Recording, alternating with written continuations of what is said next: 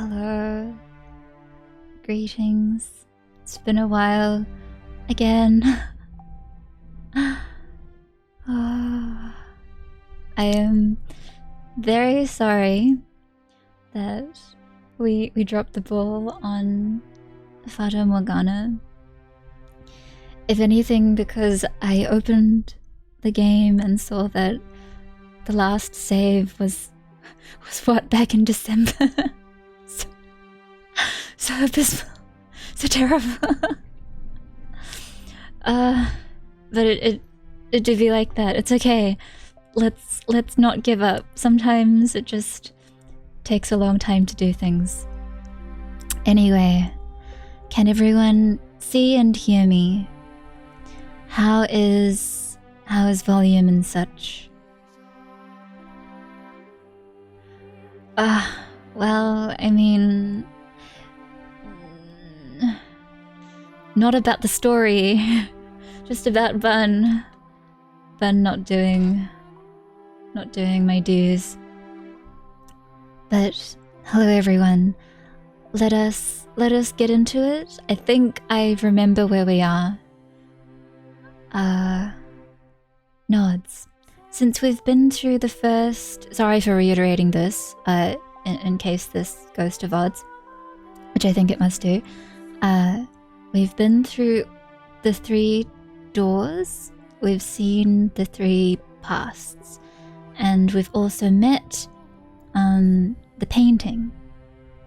And we are going to journey into... I suppose...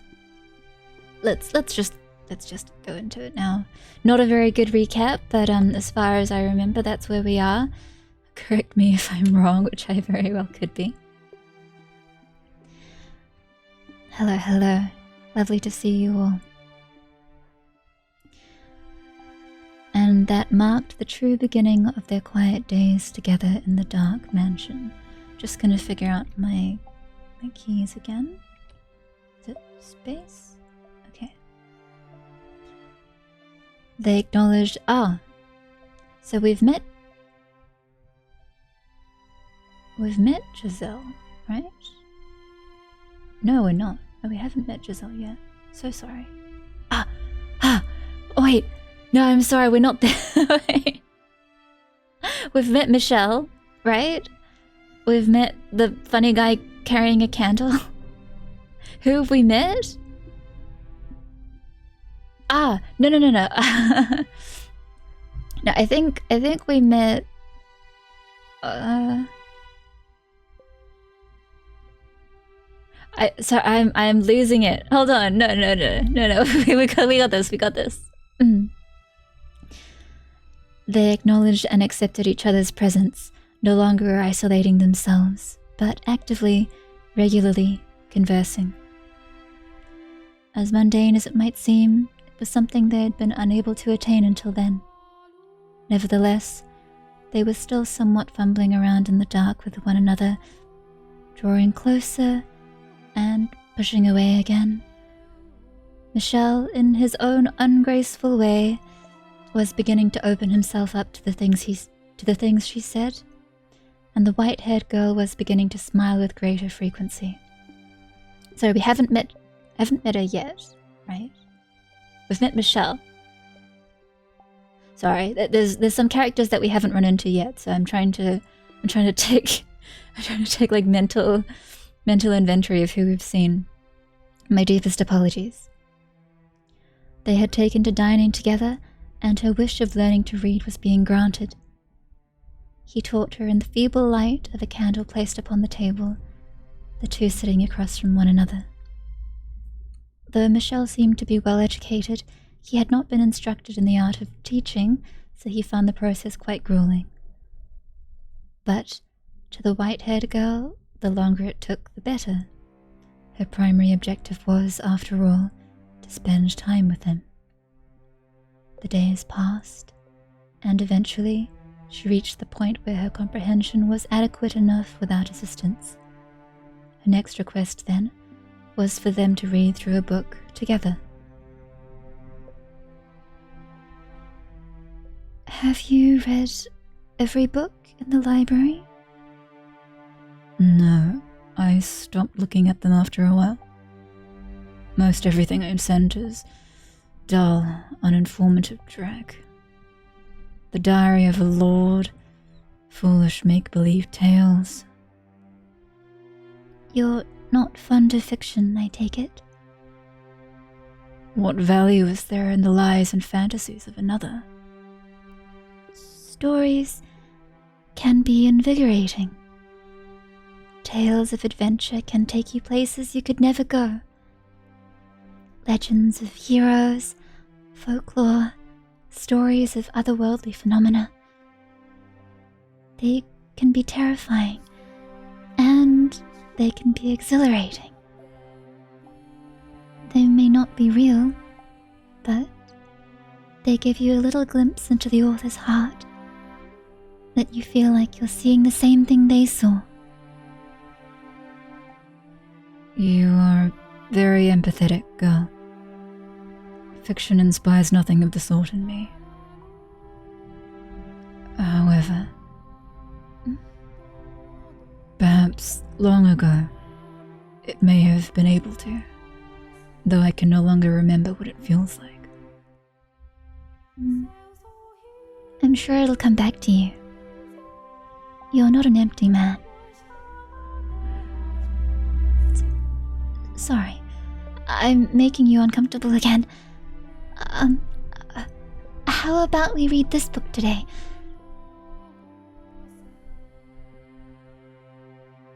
It appears to be a collection of legends. You haven't read this one yet, then? Sorry. That's good to hear. It'll be more enjoyable if it's a new experience for the both of us. It looks like it's a record of local legends. The book is divided into several sections, though it appears to be mostly superstitions. I am curious what kind of stories this area has. The two of them were looking down at a simple, undecorated volume.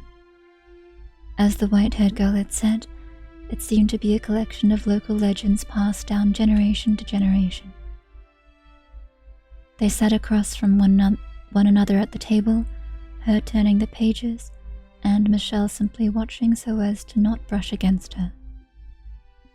Eventually, her eyes were drawn to a particular word on one of the pages, bringing her hands to a stop. The witch. That chapter detailed the story of a witch, or, more precisely, said witch's curse. The story went something like this.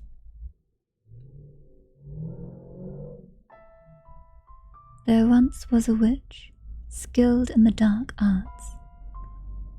She lived a meager but peaceful life alongside the other villagers. But then a long, long drought struck the village, which the people blamed on the witch. The witch was sentenced to death, and as the fire blazed around her, smoke rose high into the air. The smoke soon became rain clouds, blessing the village with an end to the drought. The crops were revitalized and the villagers fancied themselves heroes. However, the rain also brought madness upon the people. Though the earth below them was lush and fertile, the villagers were losing their minds, and they eventually began to take each other's lives. The witch still lived on, in the form of a curse. Many fell victim to the witch's curse, though it did not only take, it also fulfilled people's desires. The villagers had gone mad, but their wish for freedom from the drought had been granted. Thus, the legend has been passed down as follows. The witch will grant your wish in exchange for great sacrifice. As smoke in the sky, she watches down upon us from above. To reach the witch, climb for the heavens. But know that road is a road to destruction.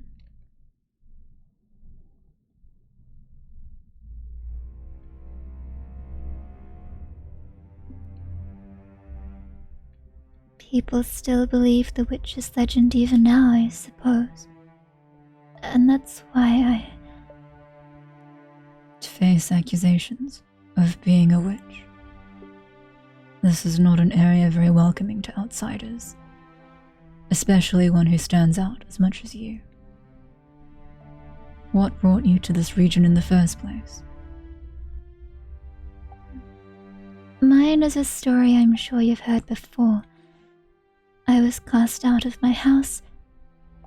I come from a very poor family. We could barely even afford to keep everyone fed. Being as weak as I am, it was only natural that I would be the first to go. I see. What I don't understand, though, is why the witch is said to grant people's wishes. That is to say, she had reason enough to hold a grudge, but not to give people things they asked for. All we have to go on is a few pages. There's no saying what might have been changed or added over time, and it's almost certain the entire legend isn't written here.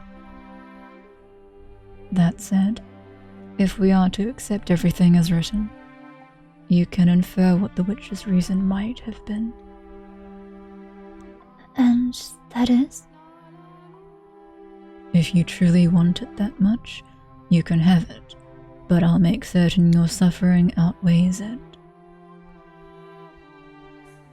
Despair that comes after a moment of happiness is far more agonizing than despair alone. I presume that is why the witch decided to grant people's wishes. That is one way to look at it. May I ask you something? Go on. When I first arrived here, you told me that a cursed witch used to live in this mansion. After reading this legend, I am now finding it hard to believe you made that up simply to scare me away. I appropriated the tale, nothing more. It is said the witch was born in this house. Quite the place my family found for me. But it was a clever decision putting me here, I think. Not many people are likely to come near a house with such a pedigree. But... no, never mind. That makes sense. I suspect I know what she is going to say then. If the witch is said to grant wishes, then wouldn't that also attract people who so desperately want something? They do not care what price they must pay. And perhaps she was correct. Perhaps there had been those who had come to the mansion chasing after the legend. And perhaps they had encountered Michelle, touched him, lost their lives. On that day in the garden, he had said, "Many things are buried here." Perhaps that included such visitors. Hello. I wonder if that story might be more than mere superstition. If the witch of legend really did exist, what would you do? It might be nice to talk to her, maybe? That's all? Really? I feel a little bad for her, though. The only people who ever visit her are there to ask for something, after all. I can only imagine just how lonely that must be. I swear, I cannot comprehend the way your mind works. Sorry. Although, if we assume the legend is true, I have an idea what climb for the heavens might mean. Oh? The mansion has an observation tower. Or, I suppose, what used to be an observation tower. At any rate, it is quite a tall structure. This is the house where the witch was supposedly born.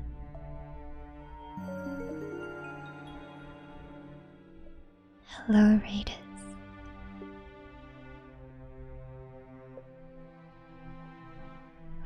We're trying to catch up. We're trying to catch up on Fata Morgana. I've just realized where we are in the story, and I do apologize if I said stupid things earlier.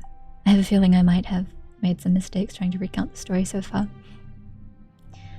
But TLDR, we are with Michelle, the long-haired man with the candle, and the white-haired girl. No, it's...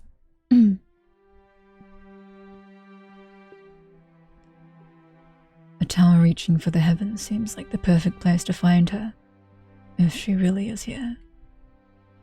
Oh, yes. I remember seeing a rather tall structure as I first approached the mansion. Would you like to see it? Of course. Please, lead the way. The two of them left the library and made their way to the room with the stained glass window. At the far end of that room were the stairs to the observation tower.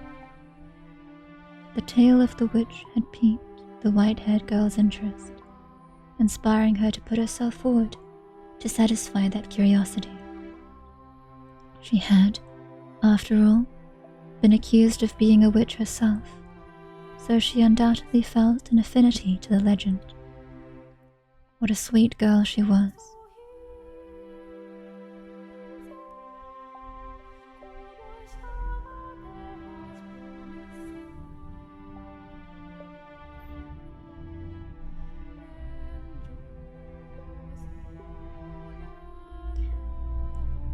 With Michelle in the lead, the two climbed a long, long spiral staircase. There were many more stairs than the white-haired girl had anticipated, and she soon found herself short of breath. Rectangular windows were carved out of the stone in regular intervals. Peering through one of them, she could see a village in the distance. A pleasantly cool, high-altitude breeze brushed across her face. After much climbing, they finally arrived at the top, where a door made of partially rotted wood stood. Michelle pulled open the door, revealing a small room with no windows or doors in sight.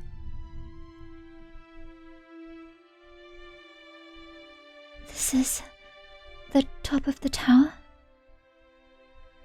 Despite it being called an observation tower, you could hardly observe anything from there. Her face contorted in confusion, the white-haired girl threw her gaze about the room. Glancing up, she saw only a darkened ceiling, and slightly below it, a single small window through which shone a little ray of light. The beam cleaved through the darkness like the sharpened blade of a beautiful sword.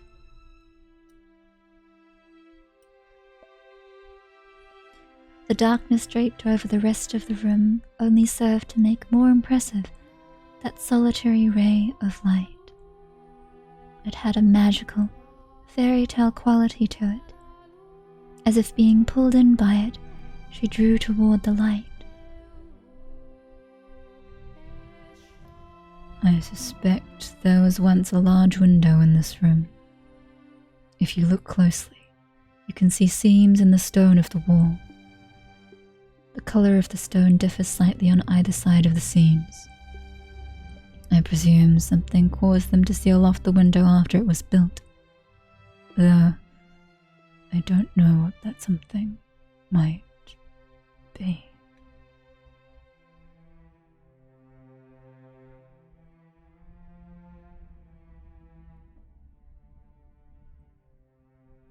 When Michelle's eyes fell upon the white-haired girl wrapped in that beam of light, he sputtered to a stop. The man who never flinched at anything, who had long since distanced himself from such stirrings of the heart, was utterly bewitched. He had never seen her illuminated so vividly before, and he was having a great deal of trouble finding the words to describe her striking beauty. For someone who had been chased out of her home and accused of being a witch, the white-haired girl looked less like a practitioner of the dark arts and more like one of the host of heaven. Michelle undoubtedly felt the same way, for his gaze was affixed firmly upon her. Dazzling, isn't it? Like a staircase leading to heaven. Yes, perhaps so. Is something the matter? No, I'm fine.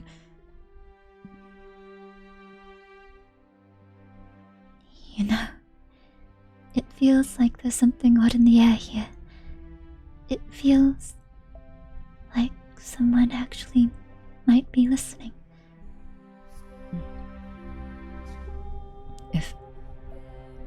If the witch were to speak to you, what would you say to her? I would ask her to tell me her true feelings, to tell me what kind of person she was, and what kind of pain she had to endure. I just want to know what she felt. This woman people branded a witch. The legend was written from a neutral perspective. It's possible she was a fearsome witch. It's also possible she wasn't. I get the feeling she was just persecuted, like me and you. Unlike you, I truly am impure. Disagree all you want, but my touch kills. I'm a strange, incomprehensible, irrational creature. Or maybe I'm not even a living being.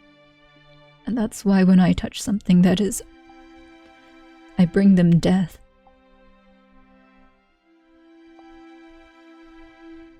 If only I actually were a witch.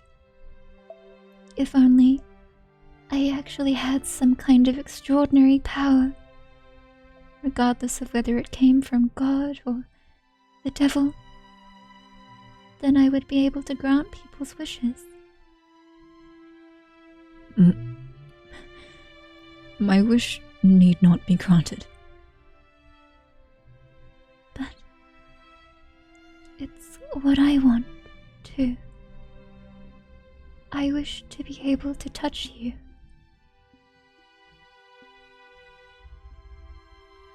I would be perfectly content with nothing changing, with us never being able to touch one another.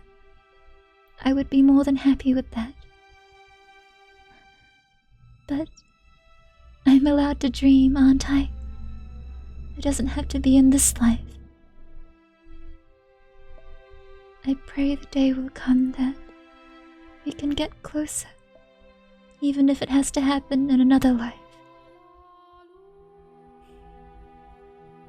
Happiness is very much a stranger to me. But am I allowed to dream too? You are. I will never touch you. I swear it. But I would like to dream about it. I would like to imagine placing my hand upon your cheek. You can. Reach your hand out for me.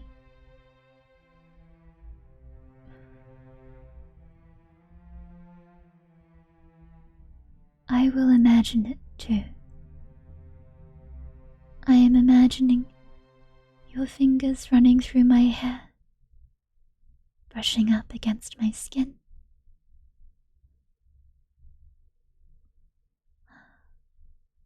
I can feel your warmth. There was a wall between them, a wall they could not cross, for if they did, it would mean the white-haired girl's death. No matter how much they yearned for it, they could not touch one another, so they did so within the confines of their imagination, envisioning it in as much detail as they could manage. It was sad, but sweet, a moment of pristine, untainted beauty. The two of them emanated serenity, as fitting as the word cursed might have been to the mansion as a whole. At the top of the observation tower, a pure bond was being shared. A fleeting moment between a young man with a cursed touch and a kind-hearted, beautiful girl. The dream did not last long, no, for God is quite cruel. They simply wanted to be together. That was all. Their wish was hardly unreasonable. Only a quiet, peaceful life together. But misfortune was creeping ever nearer, its footsteps growing more and more pronounced.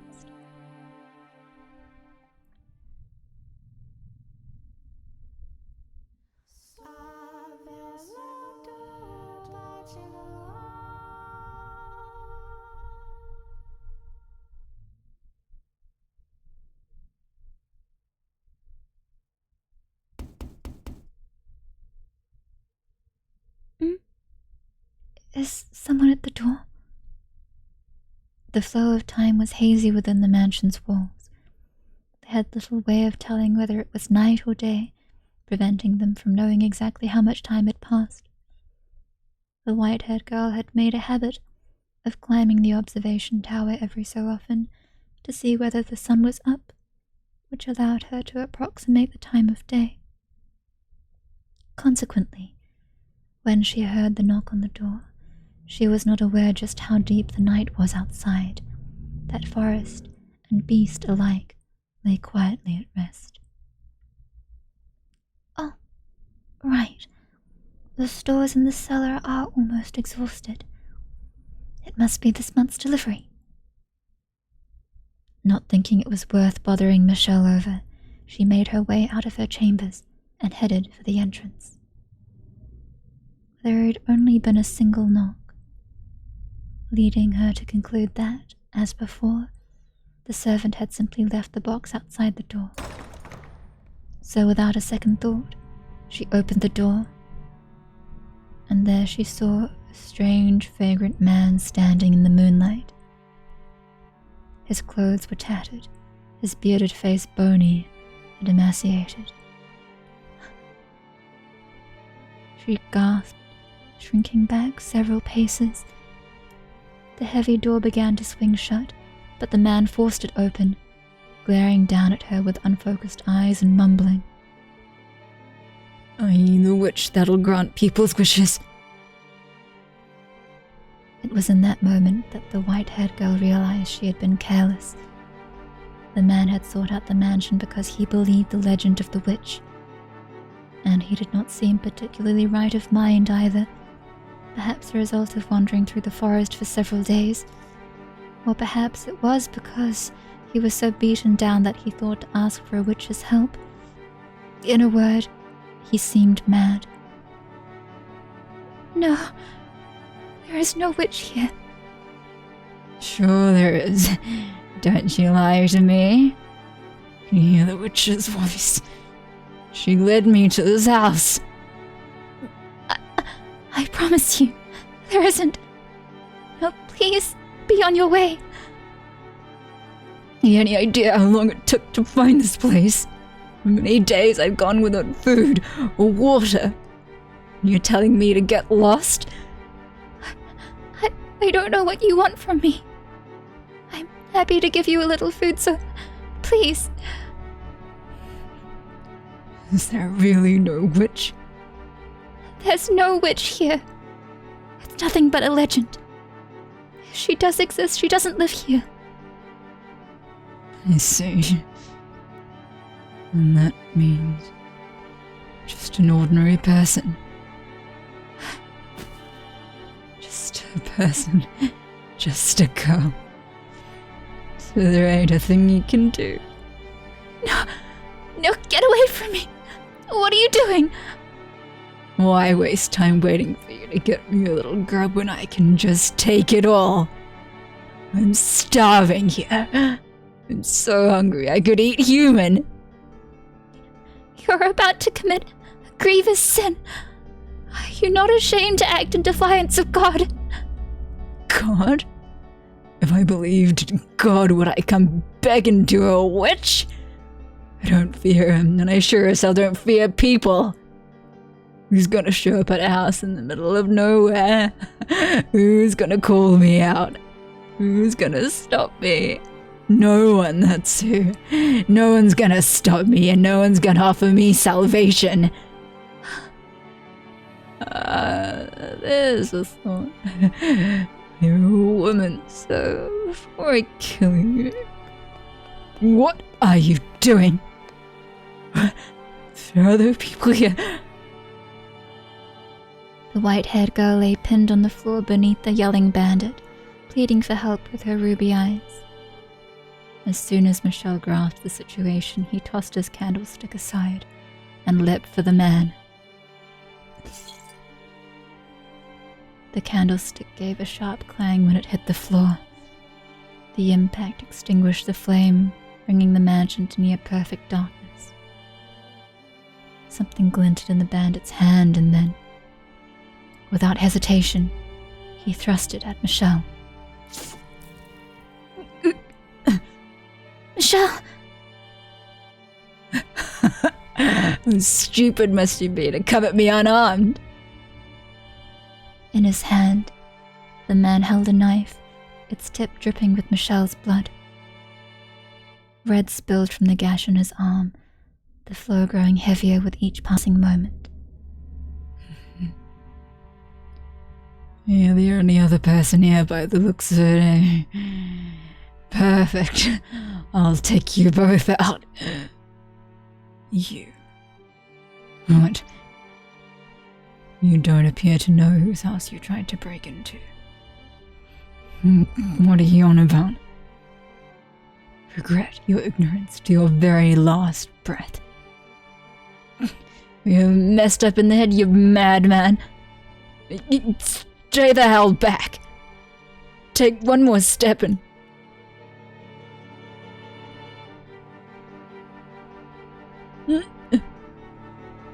I inherited the witch's curse. Let go. Michel clutched the man's face in one hand. The man raised his knife to strike back, but...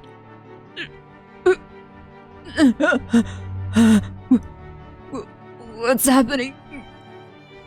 The strength drained from his fingers, the knife falling to the floor. The man writhed in Michel's grip. Face. Can't breathe. Leave this place immediately, though you won't get far afflicted with my curse. Away he goes.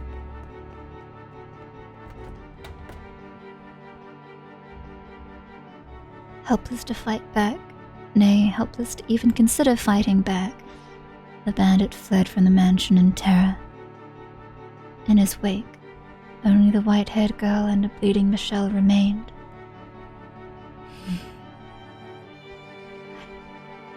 I just saw a man's life drained from him. His face withering away, sucked completely dry. I didn't doubt him, but dear God, That was quite disturbing for you, I'm sure. No, not at all. It's my fault anyway if I hadn't been so careless. Your arm, we need to get that wrapped up. Please, do not touch me. You mustn't touch me. The wound is hardly fatal. It's all my fault. I'm so sorry.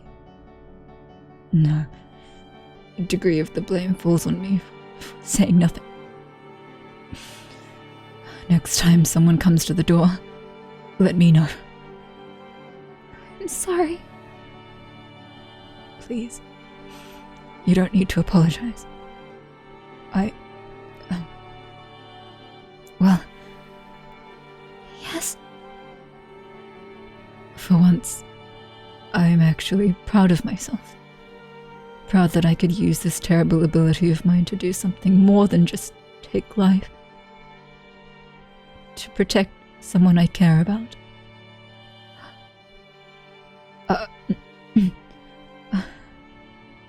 So, like I said, please don't apologize. All right. Thank you. Michelle. I'm glad you're here. I care about you too.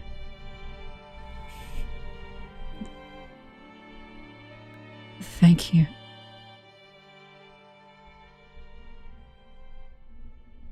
Had the flame of Michelle's candle not gone out when he threw it to the floor, he would have seen a heartfelt smile on the white-haired girl's face, and she would have seen a flush of red and an awkward smile on Michelle's normally blank face. He also might have seen a little glimmer on her cheek, where a few drops of his blood had landed. But alas, they had no light.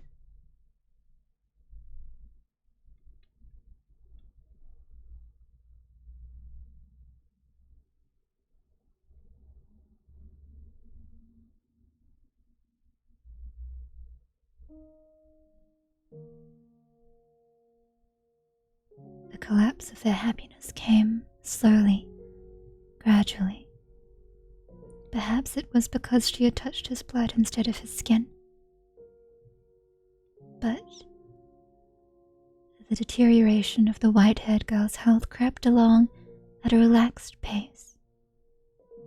The life was not sucked out of her in the blink of an eye, as it had been from the bandit. She merely grew progressively less and less healthy. Amidst her physical decay, she was bestowed with one blessing. Her beauty remained untouched. But as far as blessings went, surely there were others she could have been granted. Could God have not picked something a little better for her?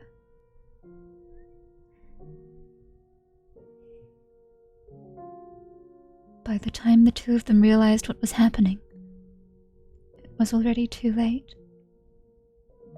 The white-haired girl had grown so weak, she could hardly leave her bed. Yes? Oh, you are there.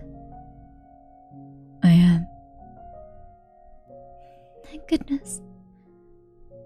I can't see very well anymore.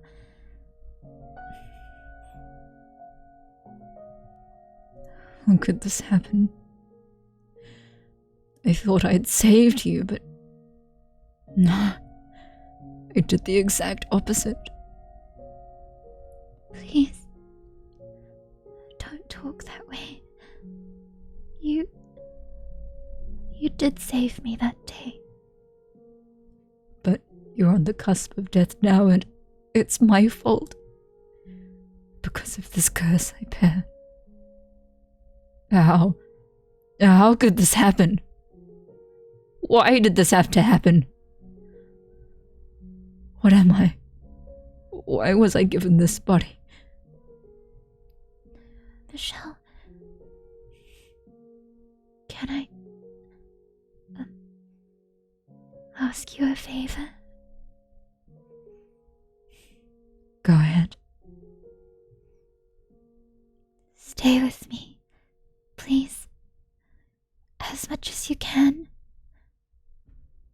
till the very end. I was going to do as much anyway. Thank you. I'm happy, Michelle. Happier than I have ever been. And I mean that. You didn't just save my life. You saved me. I've been saved, but only me.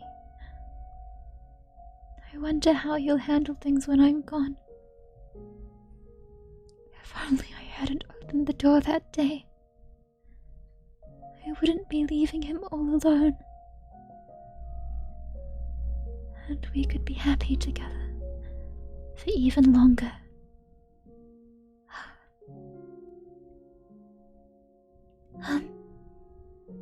Yes. Would you please hold my hand? I think it's probably safe now. I will not. I cannot touch you. If I do, I might take what remains of your life. Take your beauty away and force you to die hideous. I cannot touch you.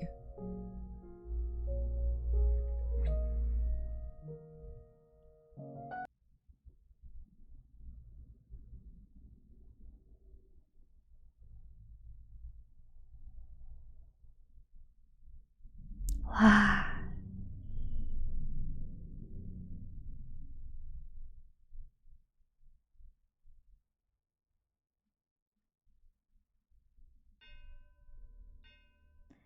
Voices from outside. On his way back from the washroom several days later, Michelle heard muffled voices.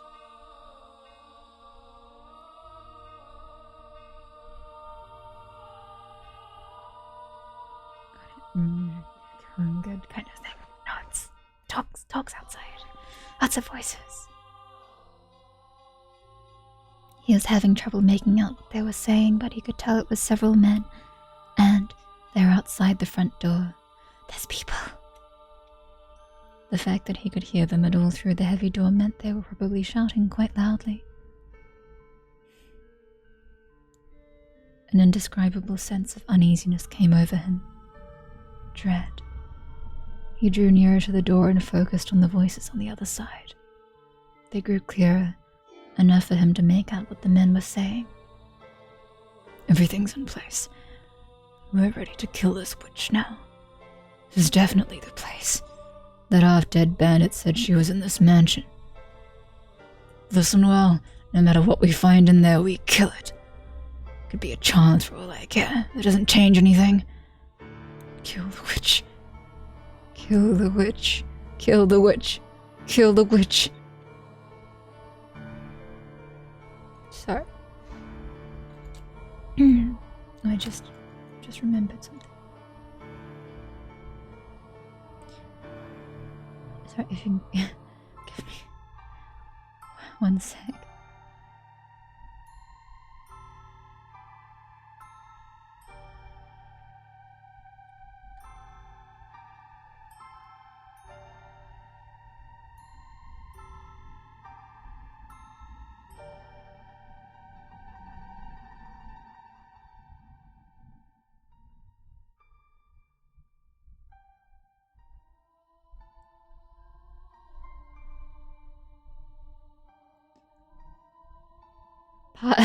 Pardon the sudden delay.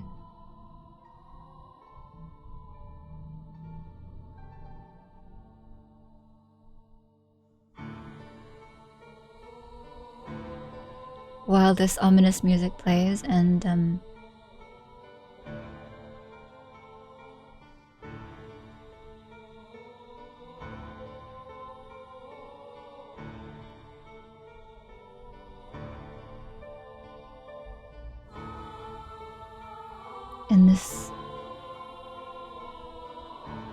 in this impromptu interlude, what is everyone thinking? What's about to happen? I know what's about to happen, but what's about to happen?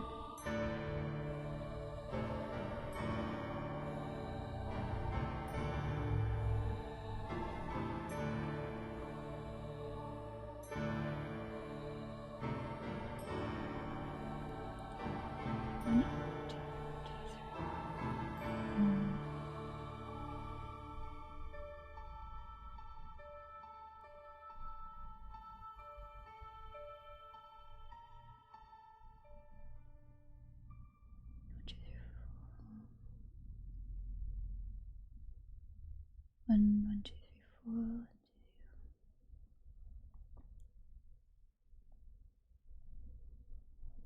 Money on Kill the Witch? It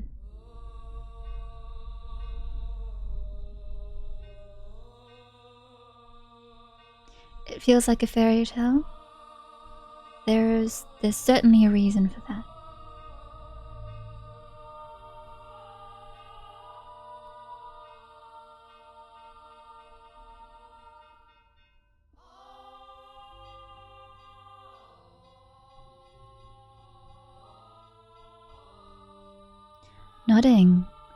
Nodding. Well, our white-haired girl is, dying. Again. Poor thing.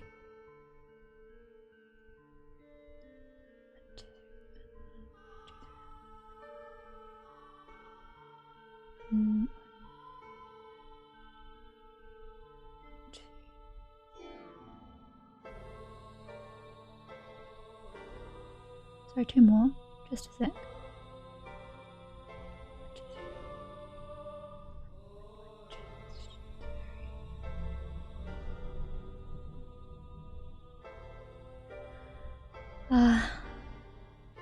No, I remember this now. Now I know where we are and what's about to happen. I think I also remember anticipating that we'd be able to get through this entire part last time. As in, by last time I mean at the end of last year.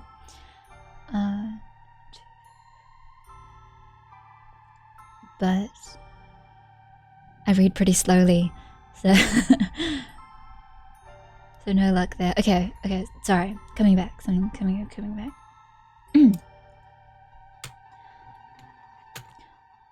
What he heard beyond the door was a group of men shouting for the death of the witch. Apologies for that sudden 5-minute interlude. In that moment, Michel regretted his decision to let the bandit go free and not watch over him until the moment of his demise. He must have made his way down to the village in search of help, where he revealed what he had found at the mansion. But it was too late. Regret would solve nothing. He could neither stop the villagers from raiding the house, nor could he stop the white-haired girl from dying to the effects of his curse. He was helpless to do anything. The gears of his fate had locked him onto a path of tragedy and were turning mercilessly onward. The men had begun trying to break down the door with what sounded like a battering ram. While the first strike was not enough to breach the barrier, it was still quite powerful. He was certain it would not hold for long. Michel's mind raced. Was there anything he could do about this predicament? How could he escape from the corner he had been backed into? Despite his possessing inhuman powers, he would be powerless against a full mob of adult men. The villagers almost certainly came armed as well. Michel. A weak voice came from behind him. Aghast, he spun around to find the white-haired girl stumbling toward him. She breathed heavily, leaning against columns for support. What are you doing out here? You'll only worsen your condition by exerting yourself. I had a sinking feeling, and I heard noises on my way here. It seems that I have brought all my misfortune upon you. Don't say that. If I hadn't come here, this never would have happened. You never would have been in any danger. Please, Michelle, hand me over to the men outside. Absolutely not. I will do no such thing. They're here for the witch, aren't they? I'm guessing they're the same people who were chasing me before. The village had a poor harvest this year, I hear. Like the village in the legend. And they believe it's the witch's curse. But you're not a witch. They need someone to fill the role, though. So, please, hand me over. And then escape on your own. I could never. Please, Michelle. I'm the one who's cursed, not you. And you want me to hand you over?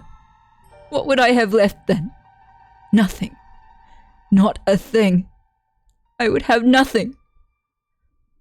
After so long, I finally found someone who isn't afraid of me, who won't run. I have no interest in a world that would take you away from me, make me live alone once more. To hell with such a world. Michelle.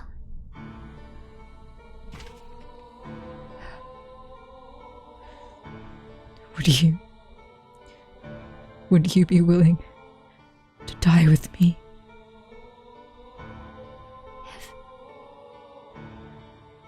If that's what you wish, then stay with me until the very end.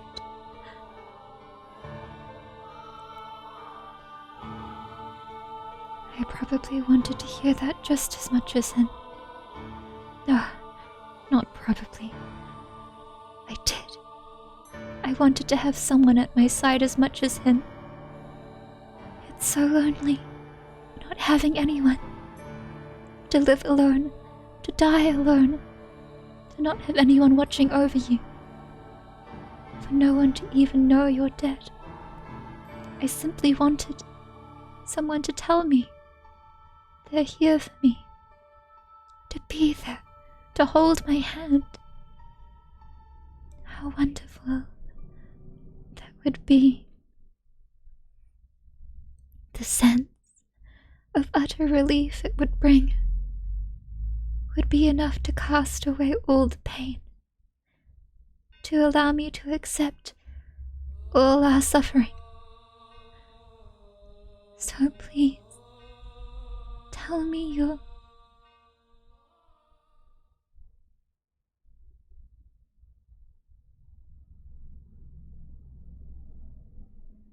Michelle and the white-haired girl chose to spend their final moments at the top of the observation tower.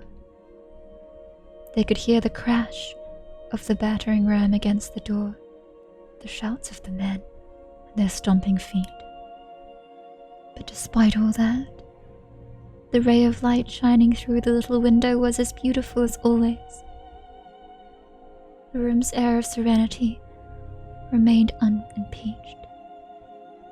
After the long climb to the top, the white-haired girl was terribly out of breath.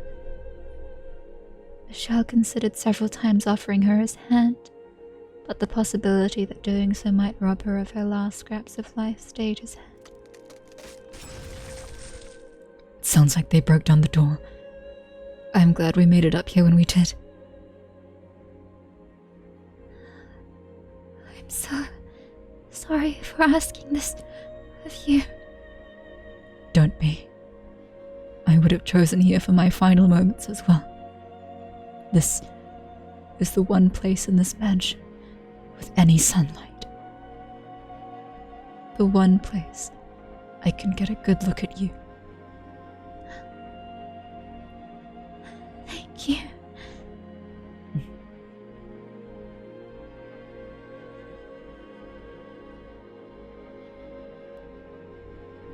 I'm truly glad that I was able to end up here. That I was able to meet you. And more than anything, that you said you cared about me. Have I managed to become an essential part of your life? Do you even need to ask? I wouldn't be here otherwise. I feel the same way as you. I'm sure of it. The two of us are more similar than you probably care to admit. Can I ask you one more thing? Go on. Would you embrace me? If this is to be the end, if this is to be my last chance, then I don't want it to end without having been able to touch you. Please, don't refuse me this, Michelle. Just do it. Please.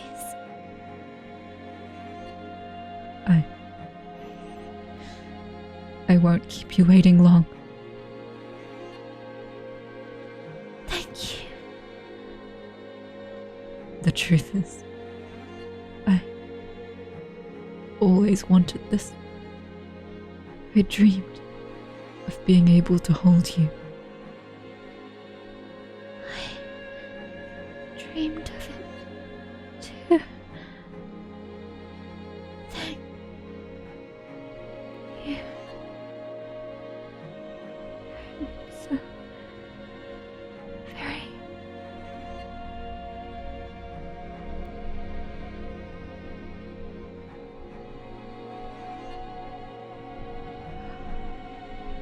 She is still so beautiful. What a cruel joke. Could you not have given us some other miracle? One that would allow us both to survive. Where are you? Where'd you get off to? I can't find her. Damn it. Hey, there's some stairs over here. They lead up. Beneath the single ray of light, the white-haired girl lay completely still. Not even a frail sigh escaped her closed lips. She remained as gorgeous as ever. It was as though she had simply fallen asleep in the sunlight. Looking down upon her, Michelle determined to do one thing. I will not allow anyone to sully the sight. He gave a fleeting glance back at her pristine corpse,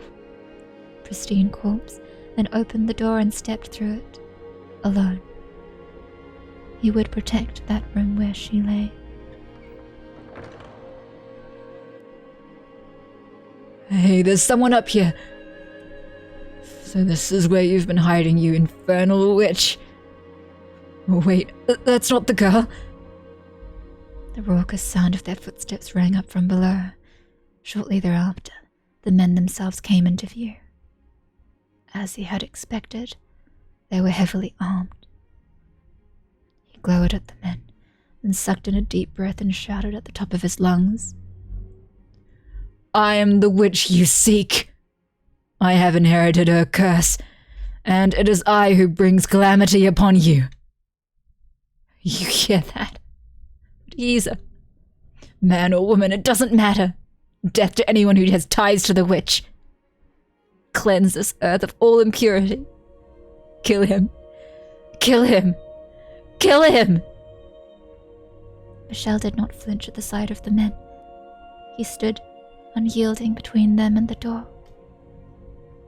He did not flinch when they raised their weapons against him, nor when they pierced his body.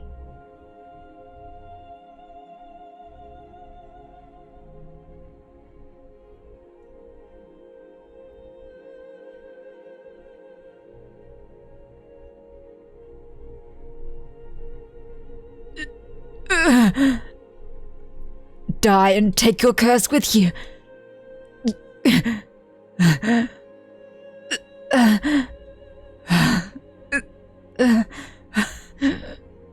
I have no need for this life any longer.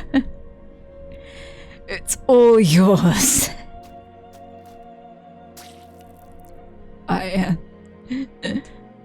am cursed to kill even that which I wish to protect. But at the very least, I can protect one thing before my life is done. Not even one of you will leave this place. Wither and die by my curse. The blood spilling from his skewered body flowed down the stairs, down and down like a little river, soaking the feet of every single man who had stormed the mansion. This was the last thing he saw before the final grains of life slipped between his fingers, which brought a faint smile to his lips.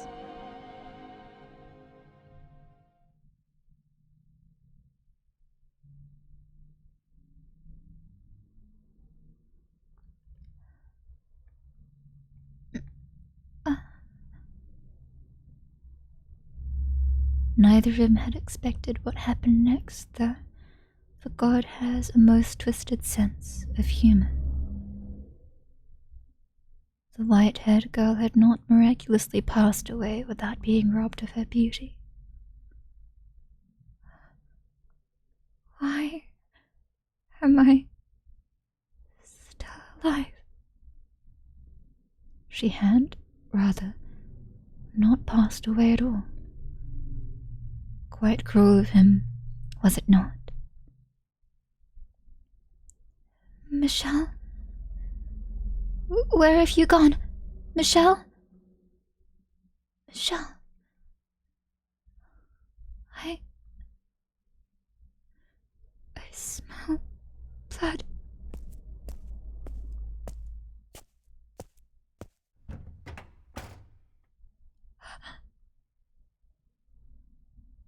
For had he allowed her to die, she would not have been made to witness the scene that awaited her. No. And I am sure you know just what it was she laid eyes upon in that moment. The ravaged corpse of her beloved. A torrent of blood streaming down, down the spiral staircase, and the sickening stench it raised. No. Why? And his was not the only body. The villagers who had assaulted the mansion had been subjected to his curse, the life drained from their withered shells. Why did this? Michel, why? Why am I the only one still alive? That is a question I cannot answer either. Perhaps his curse did not affect those he loved, as terribly cruel as that might be. I cannot say. Why? You said we would go together. A world without you has no meaning. Had she actually expended her life there in the room at the top of the tower, perhaps this tale could have had a happy ending. She would have at least been able to have the man she left at her side until her very last moments upon this earth. But that was not what had transpired. She had survived, been left utterly alone. I felt a profound pity for the miserable girl, so I called out to her.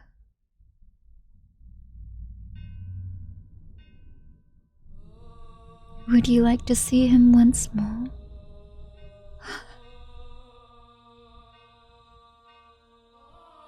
I have the power to help you meet him again. Who's there? Where are you? You know what they call this mansion. Sir, who do you suppose remains on these grounds? No way. You're from the legend. You actually exist. Now, I asked you a simple question. Would you like to see him again? The witch grants people's wishes, but at a price. I said I wouldn't ask for her assistance if I met her. But that's all changed.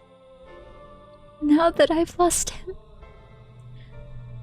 If it's truly possible, then yes, I want to see him. Bring him back to life. Regrettably, I cannot directly meddle with the forces of life and death. However, I can guarantee you this. Your reconstruction. Reconstruction? Correct. To ensure that you remain as yourself in future lives and are not reborn as someone else, your body and mind shall be reconstructed, as shall his.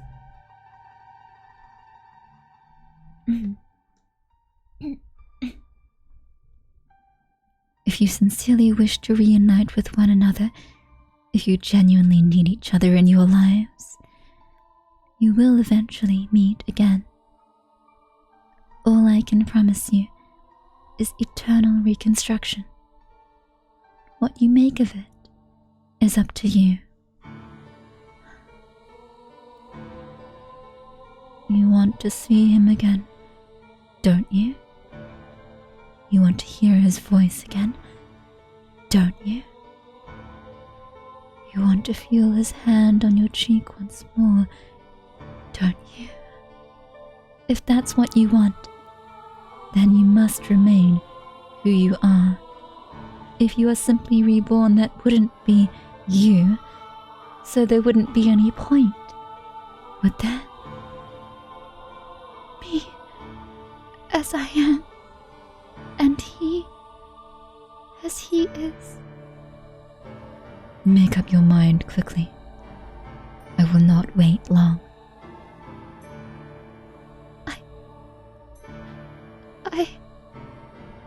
I want to see him again. As you wish, sweet little girl. I shall grant you both eternal reconstruction, and pray with all my heart that you can attain true happiness. Shortly thereafter, the white-haired girl took her own life. She decided she had nothing to gain by remaining in the present time, and that in order to reunite with Michelle, she needed to make her way to her next life. And thus, the mansion was left bereft of a master. To travel slowly through the ages until someone came along to give it life once more.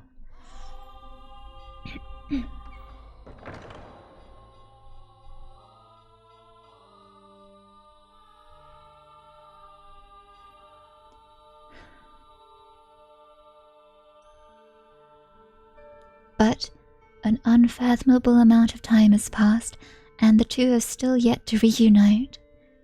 Have they, Master?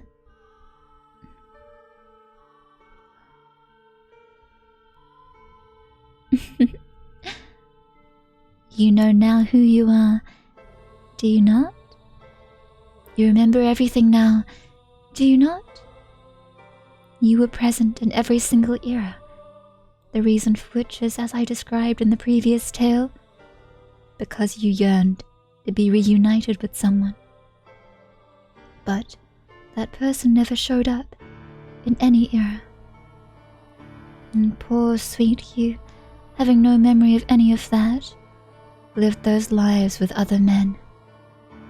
Is it any surprise misfortune befell those eras then? The door swung closed. But rather than outside, the departed and the maid were inside the dull monochrome room at the top of the observation tower. The awe-inspiring ray of light shone not through the lone window high above the stone wall. Wrapped in a curious, impenetrable darkness, they stood alone in the room. The maid wore a gentle but brutally cold smile as she looked straight at him. It is not your fault misfortune befell you. The only force to blame for that is fate. You were always so kind, so pure of heart. You had boundless trust for others and the goodness of people. You were the very image of all that is right. There is no greater misfortune than someone as pure and beautiful as you, being mercilessly thrown at the grinding gears of tragedy again and again. I still pity you for everything you had to go through. You poor, poor soul. You must be utterly exhausted, constantly betrayed, the man you are waiting for never appearing. After so long, your spirit worn down to the bone, you lost any and all awareness of who you even were. Who you were hoping to find wandering into this illusory mansion, cut off from the real world.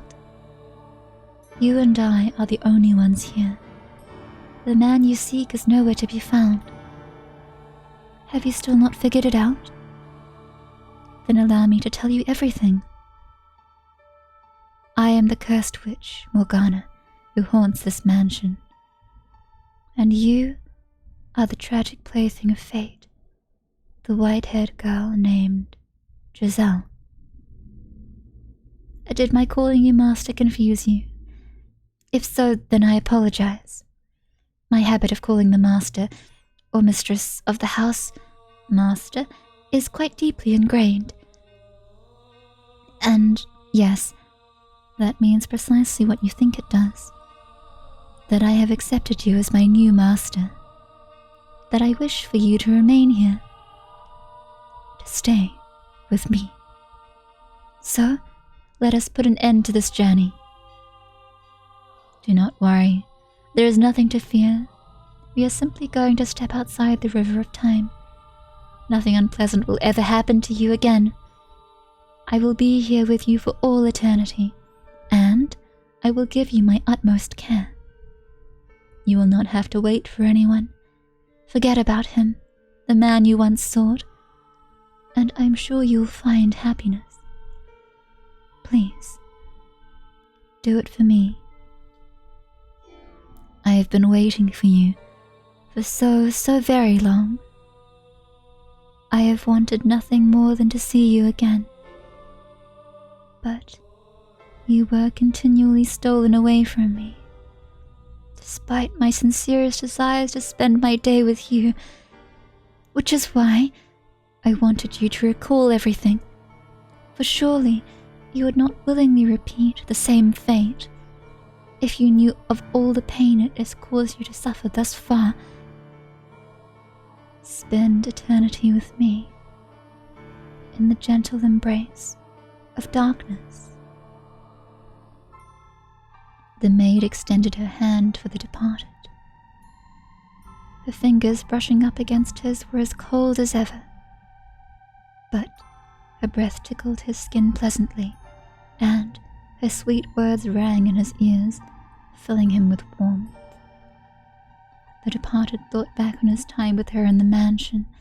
She had indeed always treated him with great compassion, and nothing she had said seemed to be a lie, and so the departed pondered. What was he to do?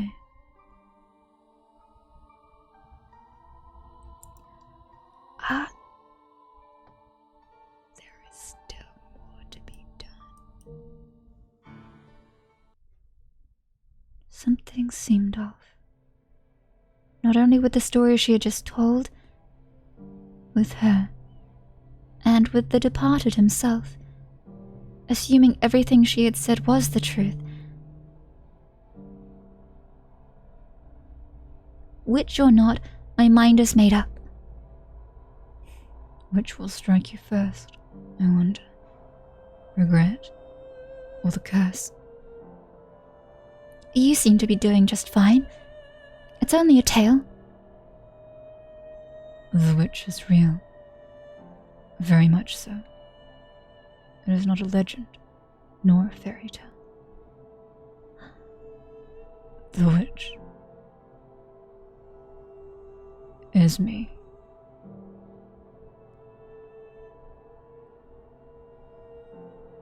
That's right. It wasn't the white-haired girl who had claimed to be the witch, and that wasn't all. Or do you mean to reclaim your old self no matter the cost? If you do, if you're sincerely prepared to do that, then be wary of the tale that comes next. Any tragedy that seems too beautiful to be real is precisely that, a fabrication.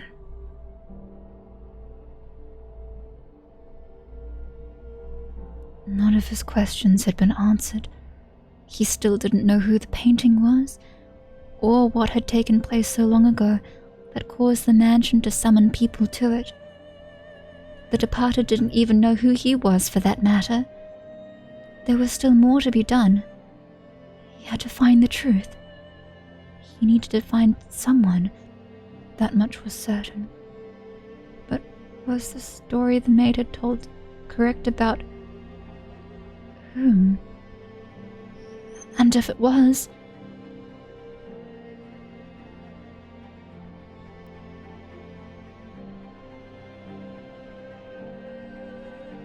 what about her? What about the woman whose name he couldn't say? The woman who had so cheerfully called him master?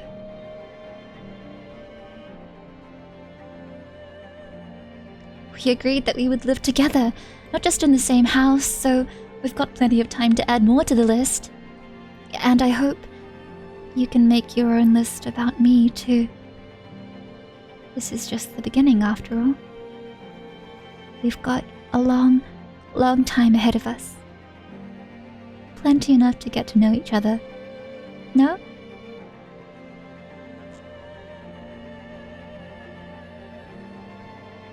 He must say her name. He must take her hand. He must make her smile once again. You mustn't reclaim your old self. It's dark. Dark. It's dark. It's dark again. It's dark. Dark constantly. Constantly engulfed. Darkness. Threw it away every single time I must break out of this darkness. Give you a world that's not cruel to you. I must escape. Take her hand. Because that's the reason. Oh, I've got a wonderful idea. Came here. You can curse them with me. Must return. I must reclaim. We can think of new ways to torture them. We'll all be happier if you stay here. Just think about it.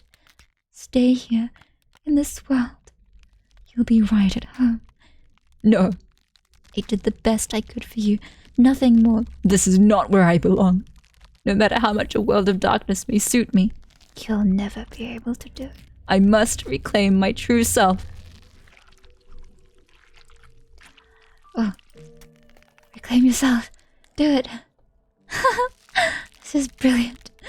Do you have any idea how terrible a decision that is? Do you have any idea why I fabricated that story? It was all for you. So stay here. Stay right where you are. The darkness suits you better. Do it. Remember what someone told you not long ago? That you could handle the stories because they weren't your own. You're able to bear your tragedies because they happened to others.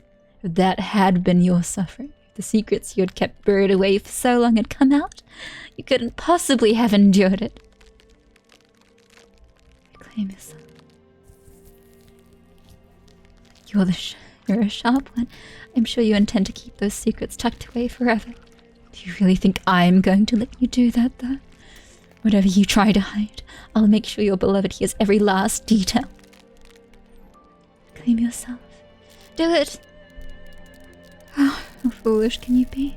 Despite all my encouragement, you'd still insist on getting your old self back?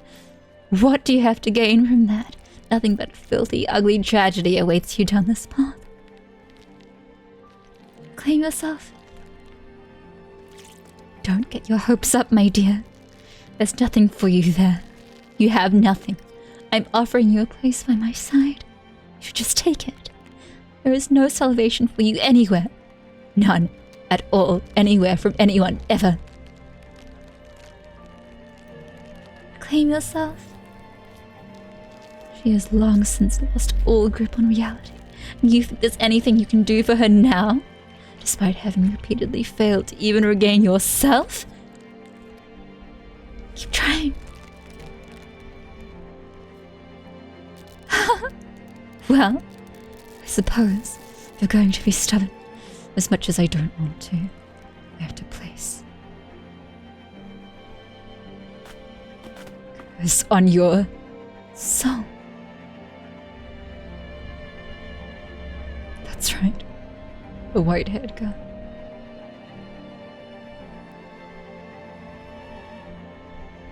Who was never the mansion.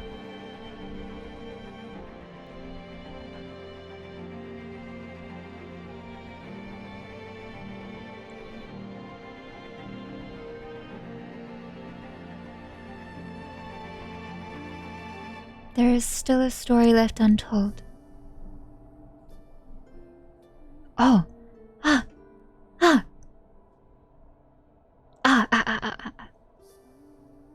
Also, thank you. I like this game very much too.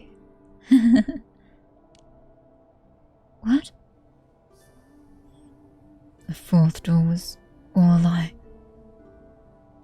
What do you mean? It was not some sweet little tragedy. The story you told was pure fantasy. No, that was the truth. That was where it all began. Because of what happened then, you spent innumerable years lost until you showed up here and... What? The departed reaches out, grasping for it. He pulls himself in. His silhouette, which has been hazy until now, begins to take form. His mind, his consciousness, his heart, his soul, and his body. Who are you? The veil in his mind dissipates. A crack forms in the shell encasing him, then another. The invisible shackles chaining his spirit fall to the floor. Reality fades in atop the indistinct, foggy world around him. Bony fingers appear before his eyes. Long hair. His voice. No. My voice. My body. My fingers. My arms are frail and my joints weak. But despite my resemblance to the white-haired girl, I am not her. This is who I am. I finally reclaimed myself. You weren't waiting for the white-haired girl. You were waiting for me. And that's exactly why I came here. What? I have no idea what you are talking about. I've always waited for the white-haired There was never a white-haired girl. There was only... This time I must say her name. She is... Giselle. There was only you. I am... Giselle? No. I am not Giselle. I am a servant of the house. And I am the witch, the cause... You are not a witch. The witch is someone else. Why do you insist that you're the witch? What changed you so much?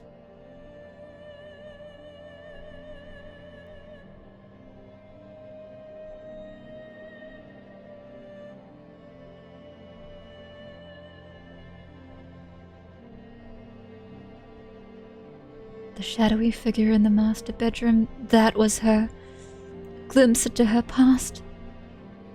I'm sure this is Giselle. Why is she so different? What happened to the spark she used to have? Where did the light she once shone upon the world go?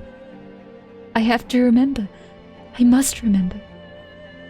This cannot end until I have. This is no longer a story. No. What I need to face is my past.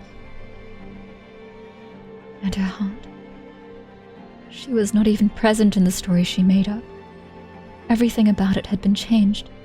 The past I lived and the wounds she bore were more grounded in harsh reality, not wrapped in a film of fairy tale magic. That was the final tale, and it was all true. That's how it happened. It was a bittersweet story. No. How can you not see this? Yes, it was a beautiful tragedy.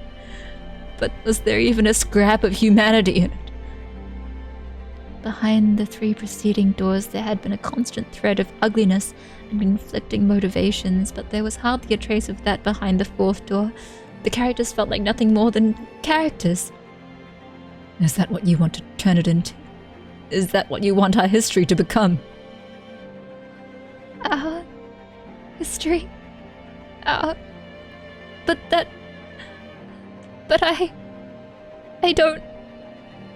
I don't remember anything at all. You don't remember anything? No. I don't want to. I don't need a past or a future. All I have left inside me is uncertainty. Giselle. No. No. That is not my name. Please, stop trying to confuse me. I'm fine with things the way they are. If it means I don't have to hurt, that's all I want. So please, just let me keep being the maid. Let me keep being a guide, not some foolish girl. Is that what she honestly desires? Does she want to cast aside her past for good? If so, then... No. It's not an option. No matter what she says, I know I'm right. And if she doesn't reclaim her old self, I'll never get to hear her say my name again. I know I'm being selfish here, but I can't do that. If you're afraid of what you might find, we can remember together. I haven't gotten everything back yet myself, so let's open the real door together. There are no other doors to open. But there is. One that can only open by our hands because it exists between the two of us. Not a door with physical form, but the door to your heart. The door to... I grasped her unnaturally cold hand, a hand that long ago once had warmth. If she can't lead the way, then I have to. I must pick up the pieces of our erased history so that we can both reclaim ourselves. Find the actual truth. No matter what we may uncover, I will not let go of this hand. I mustn't let go of it.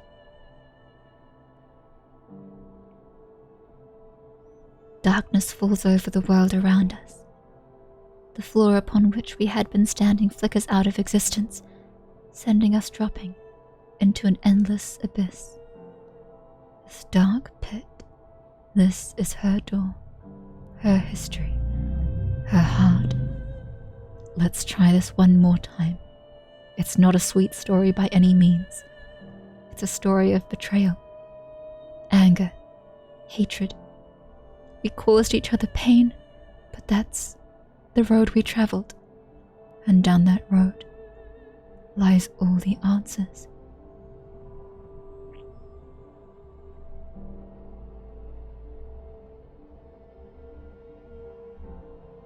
We're into it. We're into it.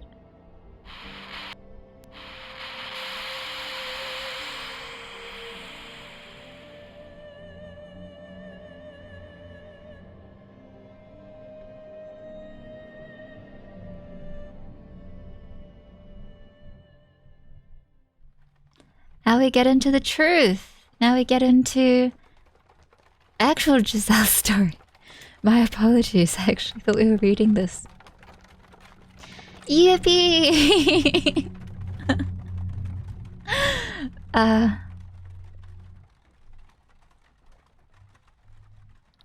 Yippee! What a time it's been.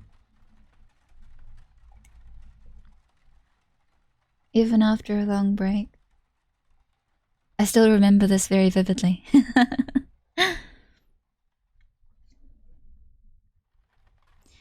It had been several days since I left the capital, and I could still see it when I closed my eyes. The people lined up on the Grand Pont, awaiting entry, eager to start a new life there, brimming with hope. It was a city people were willing to pay high taxes to live in. If you were a performer, you could get some of those costs shaved down a bit by putting those skills to use. The capital was harsh on those who wanted in and apathetic about all who left. It was composed of a powerful nobility and clergy, wealthy merchants and bankers, and a large population of poor. And it was the city I'd called home for a long time. I didn't know much about where I was heading. It's getting foggy. Looks like it might rain. Maybe we should take a little break. You want to keep going? Alright then. The coachman was frustratingly taciturn. He acted as though he had gotten stuck transporting a prisoner. Though that was hardly a stretch. From his point of view, I was nothing more than a criminal. Even the times he would acknowledge I had said anything, he made no effort to hide the scorn in his eyes. To pretend he didn't regret ever taking this job. And I would just fall silent again. The road was gradually getting narrower. We had long since left the paved city roads behind, and were now traveling along a couple worn-down grooves in the forest. How did I end up here? Why was I being subjected to this? I was done thinking about it. The more I thought on it, the less fair it seemed. The more I remembered, the worse it hurt. All I could do anymore was close my eyes and weather the storm.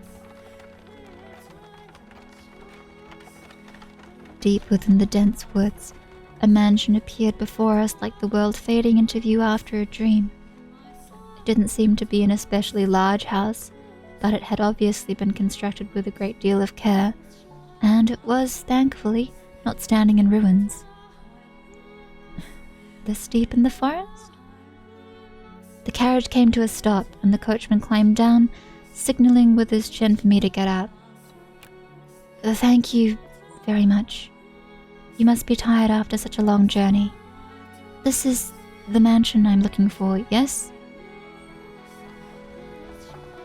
But the driver didn't even acknowledge me, getting back onto the carriage and setting off into the forest. He seemed to want to get as far away from here as quickly as possible. He could have said something. Well, that was about all I could say anyway.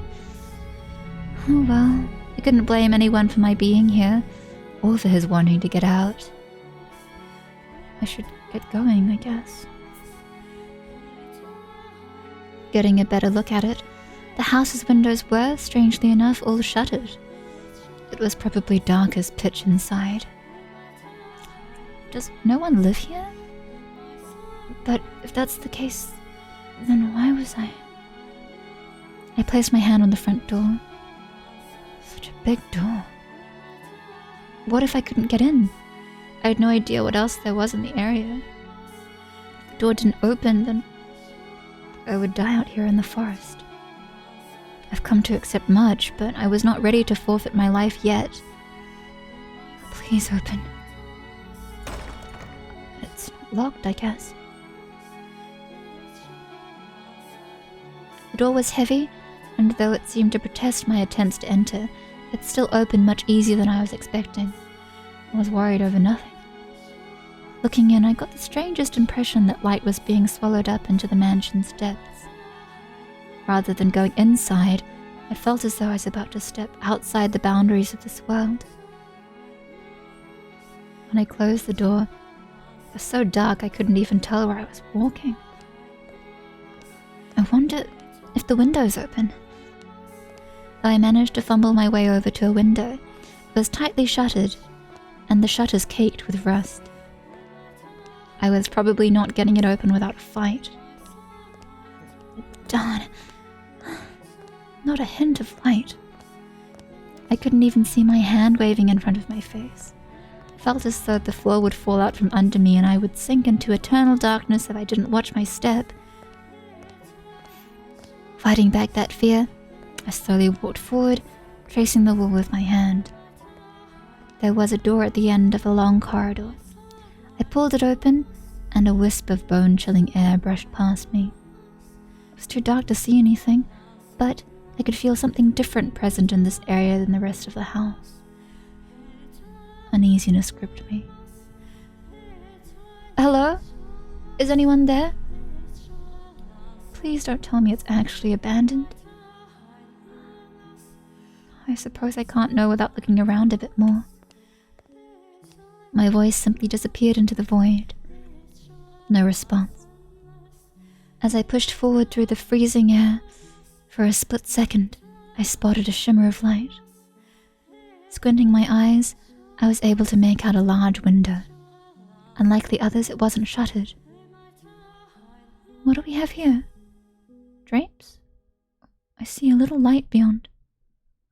My chances were slim, I imagined, but if there was even a slight possibility of getting some light in here, it was worth a shot. So I pulled open the drapes. The next moment, faint but colorful light shone down upon me. It was a stained glass window. From beyond the glass, I could hear the subtle pitter-patter of rain. It had finally started, it seemed. The different colors of light blended into a milky white, dim but wondrous. It's so pretty. Looks like an angel. Why would someone cover this up? It's beautiful. With a little more light, it'd be. Please do not touch the drapes. Or the windows. Suddenly I heard a voice, and I could sense someone else in the room. The man's voice was emotionless, neither deep nor high. Before long he came into view, illuminated by dull orange candlelight.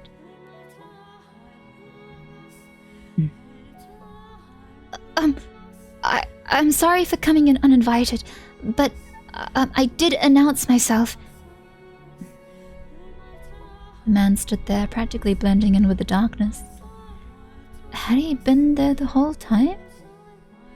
He was staring straight at me. His gaze wavered slightly, but not enough for me to read anything in it. Then again, I could hardly make out any detail at all under the light of a single candle. Is this, your mansion? It is. Thank goodness. I was afraid it was deserted. I suspect you would have preferred it if the house were abandoned. Oh, not at all. I would be scared to death staying in this dark mansion all by myself. I'm sorry. No ill will intended. But I do think it could do with some light. That way you could see where you were walking. And I'm sure this room would look splendid illuminated. Not necessary. I make do perfectly well as things are. How can you see when it's so dark? I have an abundance of candles and oil for lamps. I am not in want for means of creating light. It is not your place to criticize my lifestyle. If you need light, you're free to leave. If you are in need of money, help yourself to some of the furniture. There's a village not far from here. Trade it for food, then make your way to a larger town. I am no longer able to freely return to the city. I cannot go back there. Please, don't chase me out. I see. And do you ask this of me, aware of how people refer to this mansion? They say that a witch lives here. Not merely a witch. A cursed witch. If you remain here, you too shall likely suffer your own destruction. You're worried for my well-being? Witch or not, my mind is made up. I was sent to this cursed witch's mansion to atone for my transgressions back in the city. Didn't matter what lived here. I had no choice. Which will strike you first? I wonder. Regret or the curse? You seem to be doing just fine. It's only a tale. The witch is real. Very much so. It is not a legend, nor a fairy tale. The witch. The witch's name was Morgana.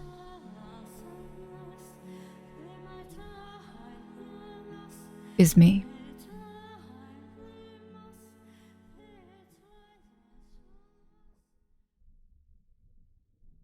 Yes. That was our first encounter. It was nothing flowery or dramatic. It was, rather, laced with suspicion and wariness. We knew nothing about one another, and I had no interest in changing that. But nonetheless, that was where it all began, where my history with her commenced.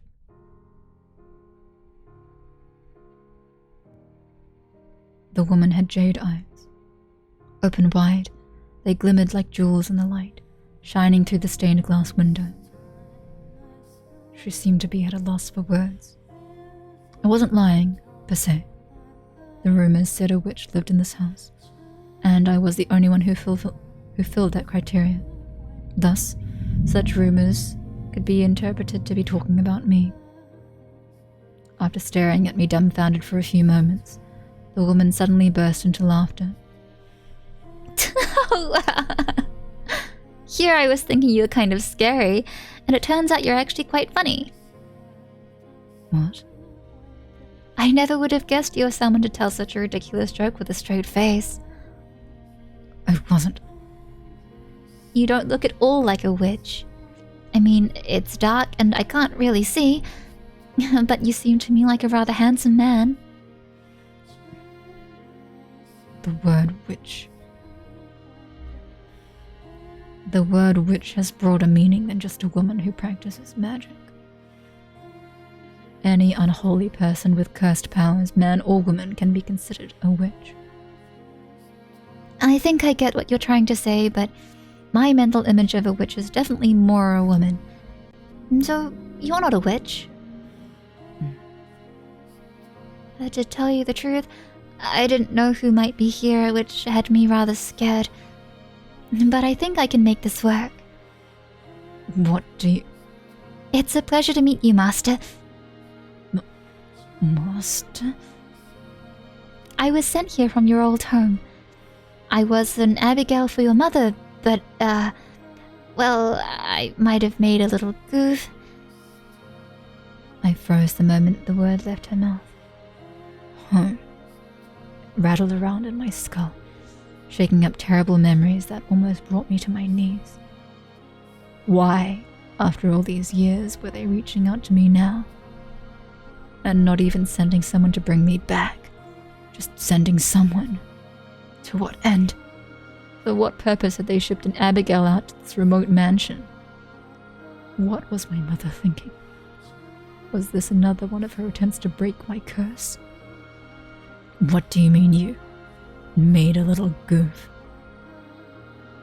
My voice came out weak. I did my best not to let it show on my face.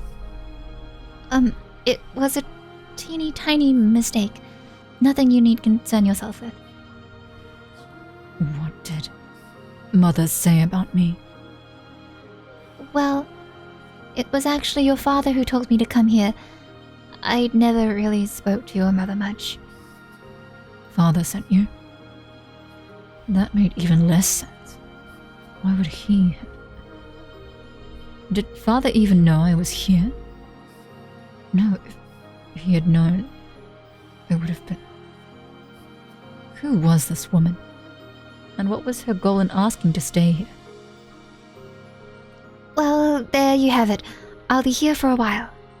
If you need me for anything, do not hesitate to ask. I'm confident I can handle most everyday tasks. Now, where should I begin? Oh, I know. Are you hungry, Master? Food. I can't imagine you eat much, being as skinny as you are. I turned my back on her without responding. No matter what her goal was, she had been sent from that house. There was no way anything good could come of that. And there was no way I could live with someone who had ties to them. I prayed she would take the hint, give up, and leave. Master! And so I kept ignoring her. Master! Master! I ignored. Master! I ignored her. Master, what would you like for supper? Nothing! But failed, spinning back and shouting.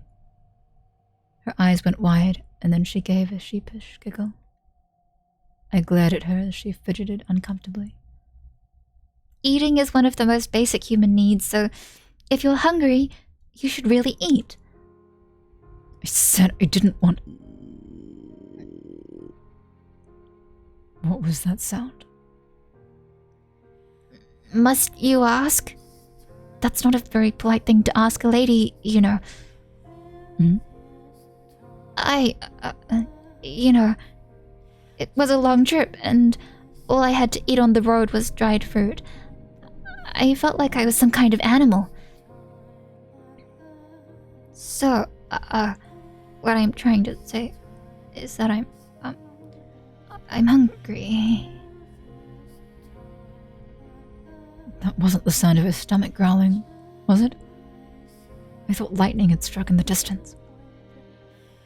And would like some supper.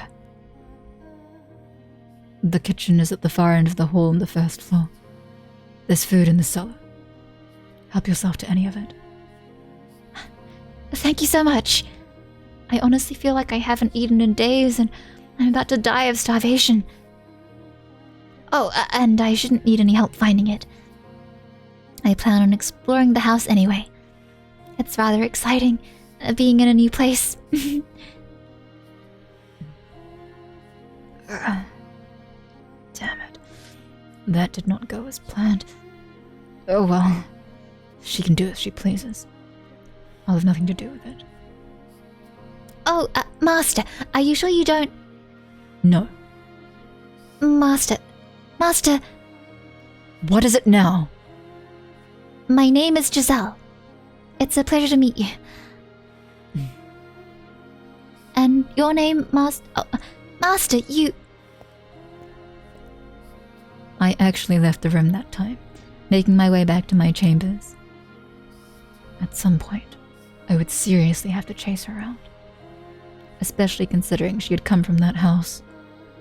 But regardless, I was not terribly fond of her.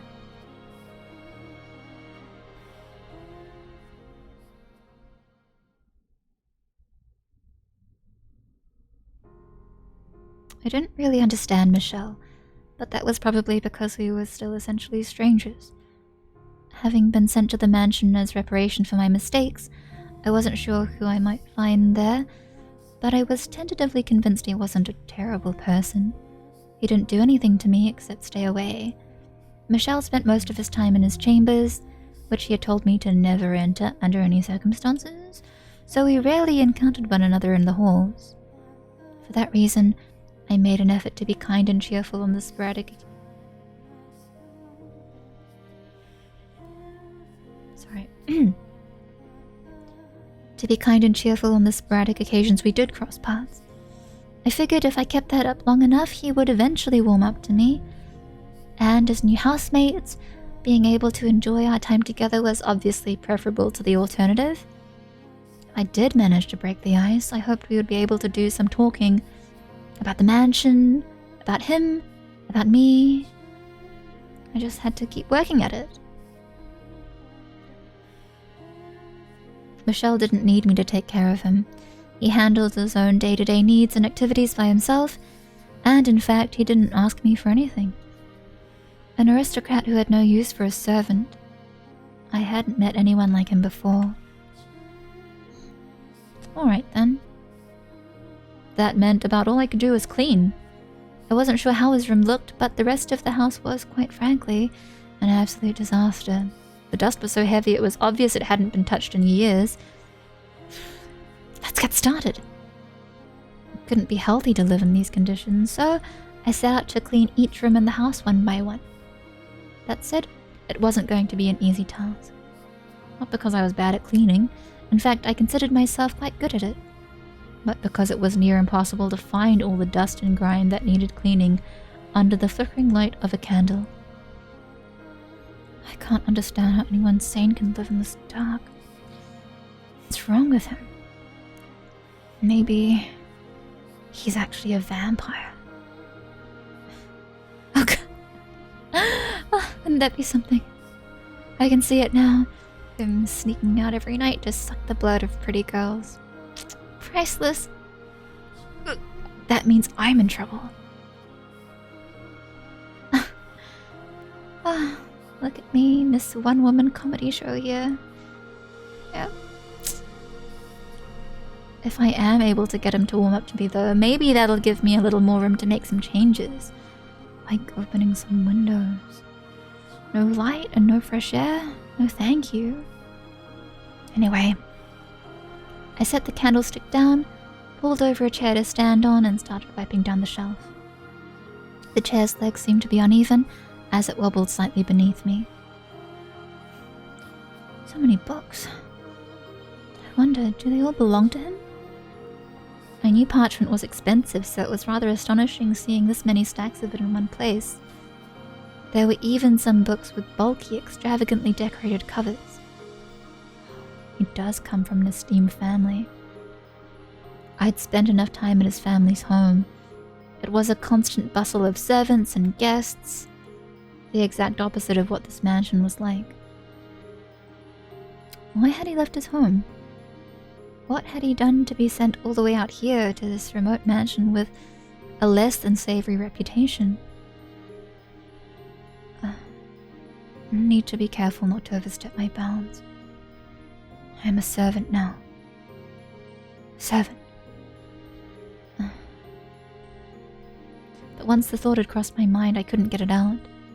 I'd always had a bad tendency to chase my curiosities as soon as they struck, pushing to scratch the itch no matter how much my actions annoyed others. I couldn't do that here, though. I was simply a servant, and if I got on Michelle's bad side, I risked getting thrown out. I wonder what kind of books he's got in here. So I attempted to distract myself. I grabbed one of the books and attempted to pull it out. Ugh. But the strings binding the parchment must have got entangled at the back. Because the books on either side tilted back with it. Down she goes. And then the entire row came crashing down on top of me. Oh, for Christ's sake! I'd fallen off the chair and a downpour of books was still coming down on me. A mountain of dust with it. Seriously? What are you doing?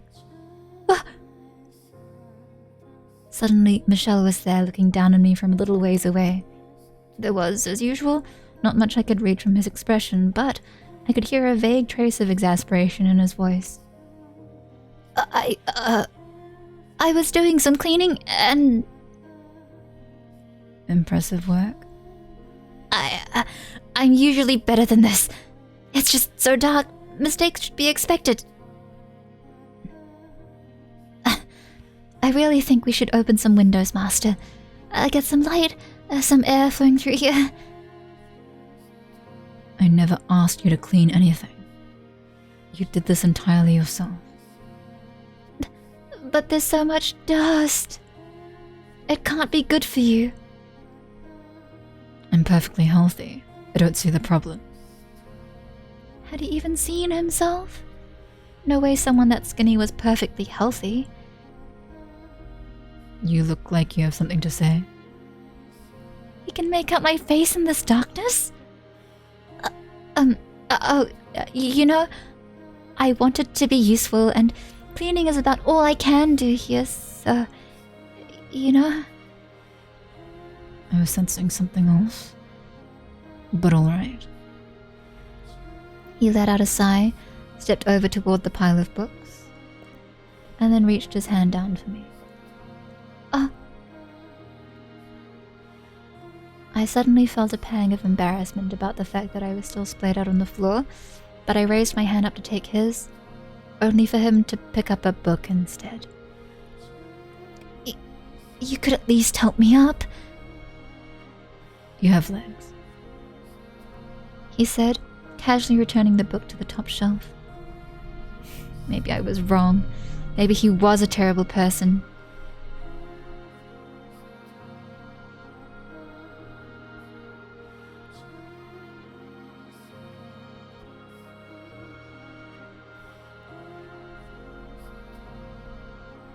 So, Master, are all these books yours?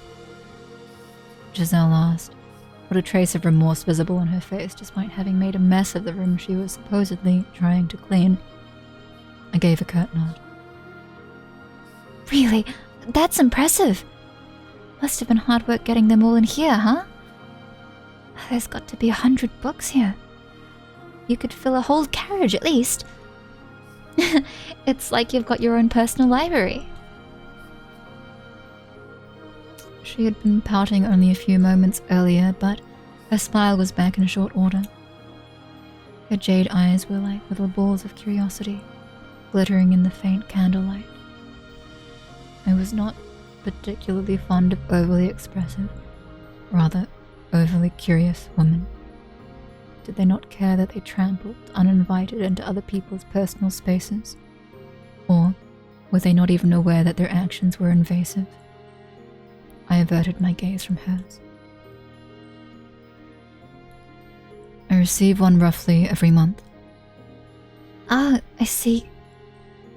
Wait. She turned back toward the shelves.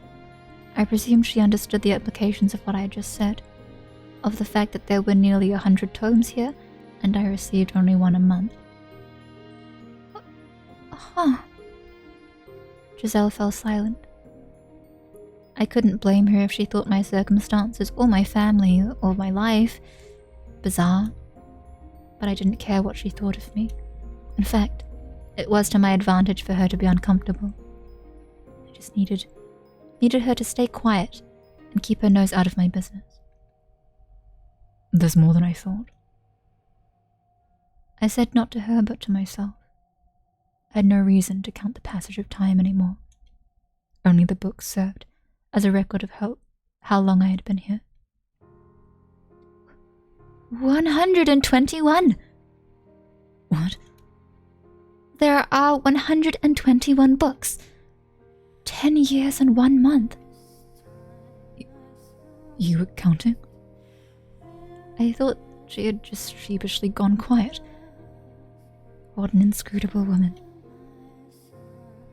You've been here in the mansion for that long? All by yourself? The truth was, there had been times when I wasn't alone, but Giselle had no need to know that. You already know the answer. A look of pity formed in Giselle's eyes. Enough. I never asked for her sympathy. I am here by choice. You mean you weren't banished here? No restraint, this woman. No. I came here of my own volition. I didn't care enough to elaborate, though.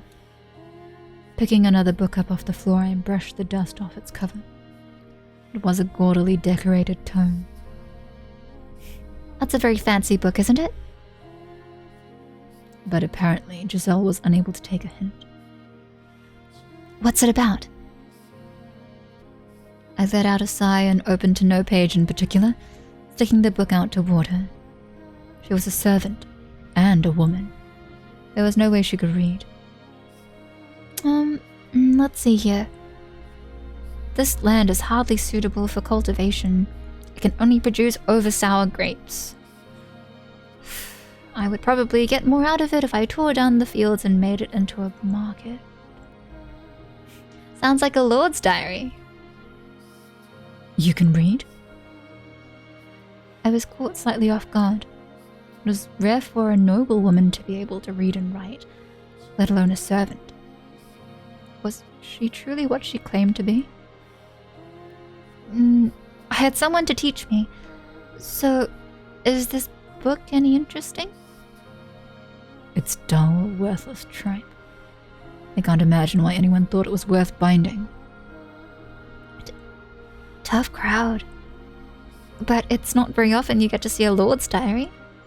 I am rather curious what kind of things he griped about. Lord or king, what value was there in another's grumbling?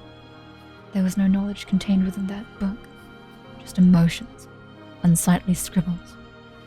There's nothing more exhausting in this world than being emotional.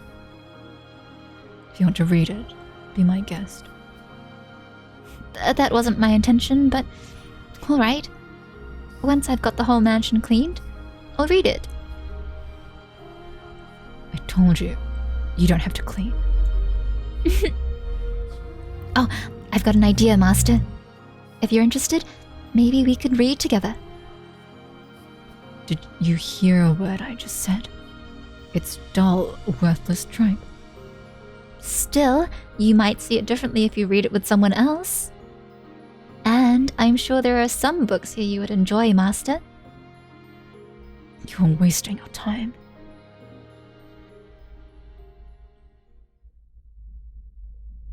The suspicion and restraint budding between us was trite and insignificant at that point. She was still smiling, after all. If I had been able to maintain that distance, then perhaps I wouldn't have ended up hurting her.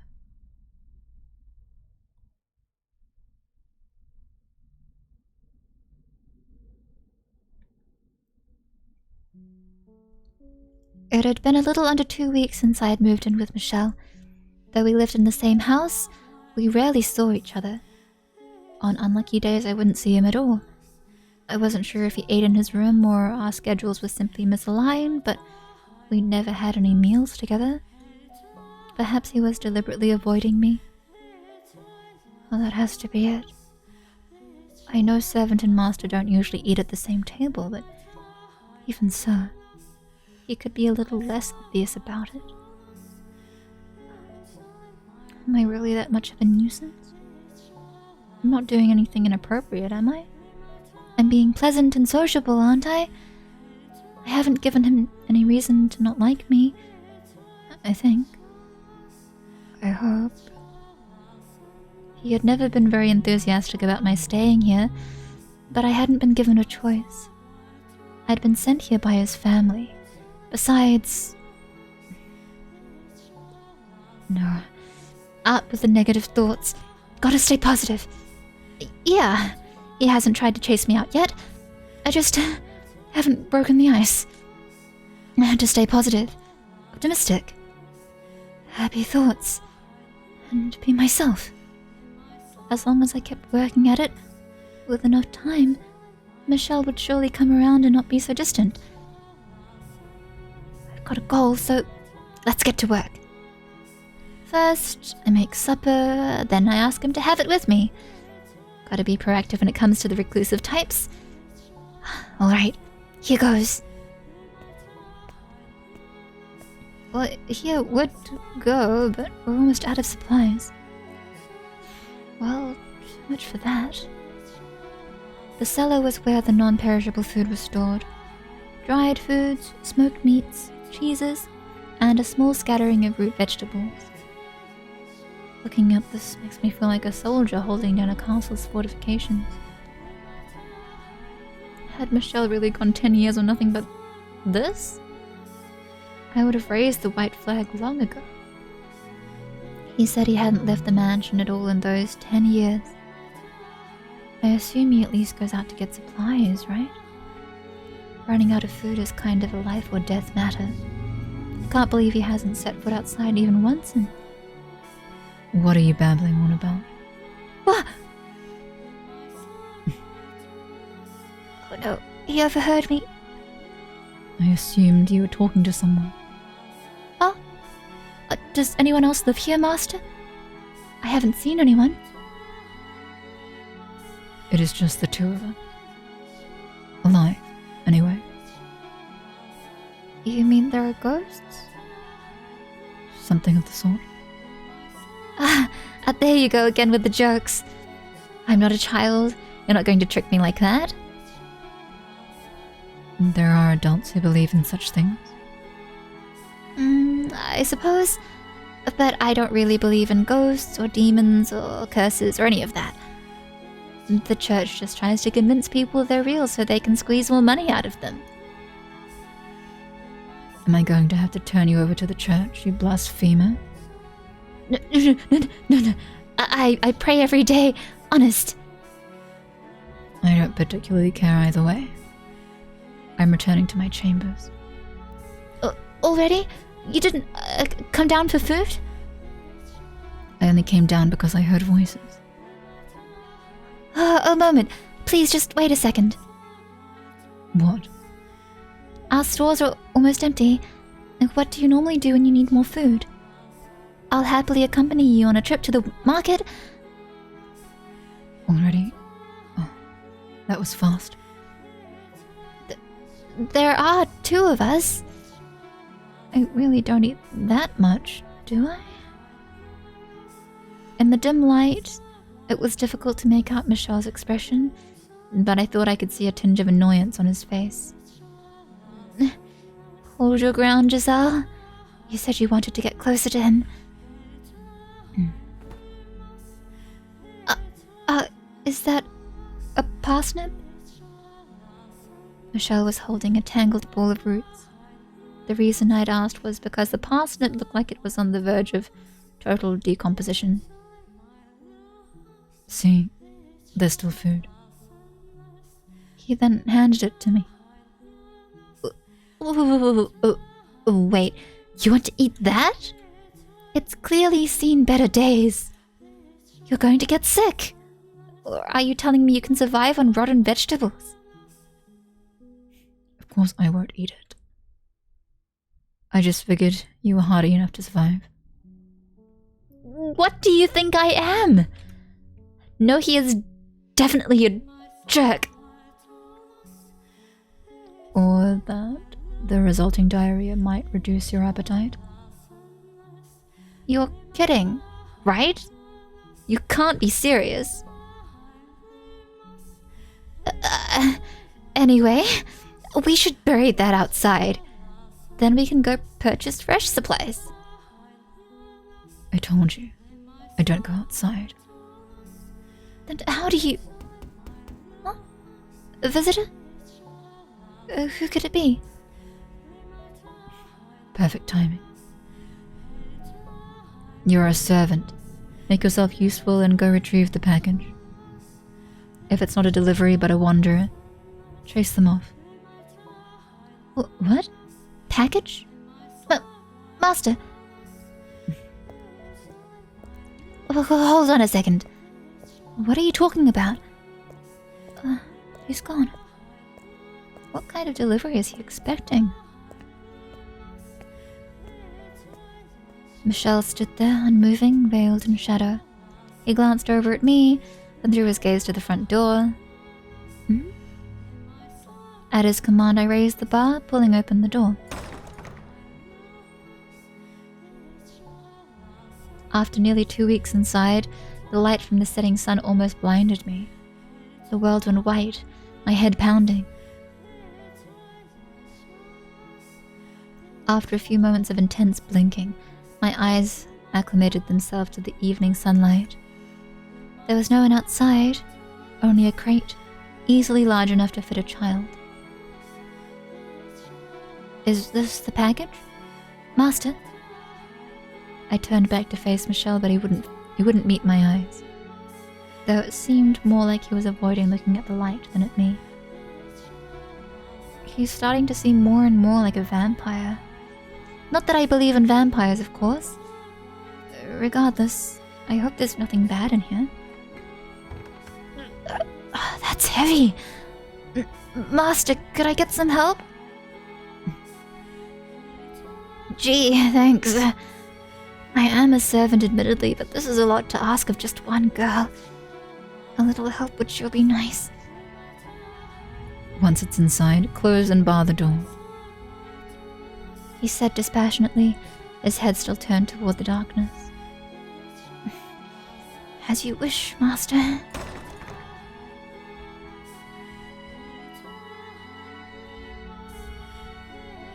Once the door was shut, I found myself sucked back into a world of darkness. It hadn't even been 2 weeks, but the lack of light was beginning to become my normal. The outside world growing farther and farther away. Being holed up in here is definitely not good for me. I should go for a walk sometime, maybe plant some flowers or vegetables. Yeah, I like that idea. Maybe I can grow that old tangle of roots into some fresh parsnip. What else do we have to plant? It'd be great if there was some flower seeds. What are you doing? Open the box. No. As you wish, Master.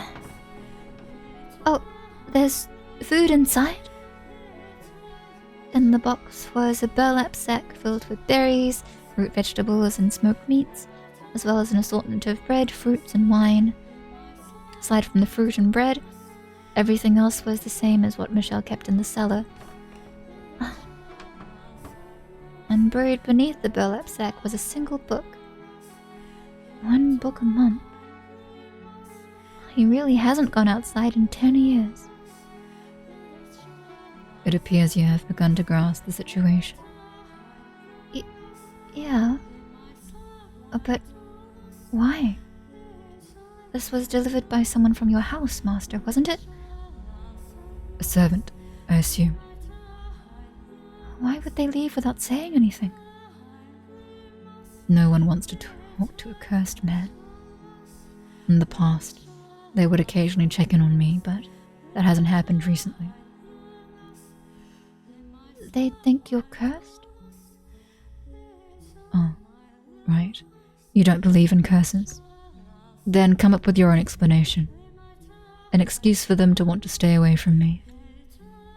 That, for example, I killed someone, or maybe that I'm insane. I couldn't.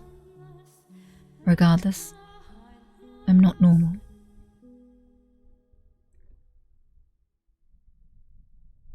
Bring the food down to the cellar, the book to the library. You are, of course, free to refuse and run back off into the woods. I'll do it. All right. Then you take care of that. Hey. What is it? I just noticed there's something else in here. It's wrapped in cloth. What could it be? Oh, a painting. For you to hang up somewhere in the house, I presume? It's so dark I can't see it very well, but I'm sure it's... Don't touch that! Michel, who had kept his distance from me until that point, suddenly marched over and ripped the painting from my grasp. Master. His face was twisted into a look I'd never seen him make before. Was it indignation? Disgust? Hatred? Panic? I couldn't tell, but there was more than enough negative pressure to cause me to flinch back. Is that painting perhaps something important? A landscape painting. He muttered under his breath, the tension melting away from his face. I was left looking at his usual blank, impenetrable expression. But his eyes were still fixated on the picture, staring at it unblinkingly. Why a landscape painting? Some kind of passive-aggressive message. It's not of anywhere nearby. Did they travel somewhere? It's not of that girl, so that's an improvement. Master? Oh, you're still here? Still here? Of course I'm still here. Who do you think you asked to take care of the package? What's with you? Just running over and snatching the painting from me? You scared me. Could you maybe explain yourself? What's so special about that painting?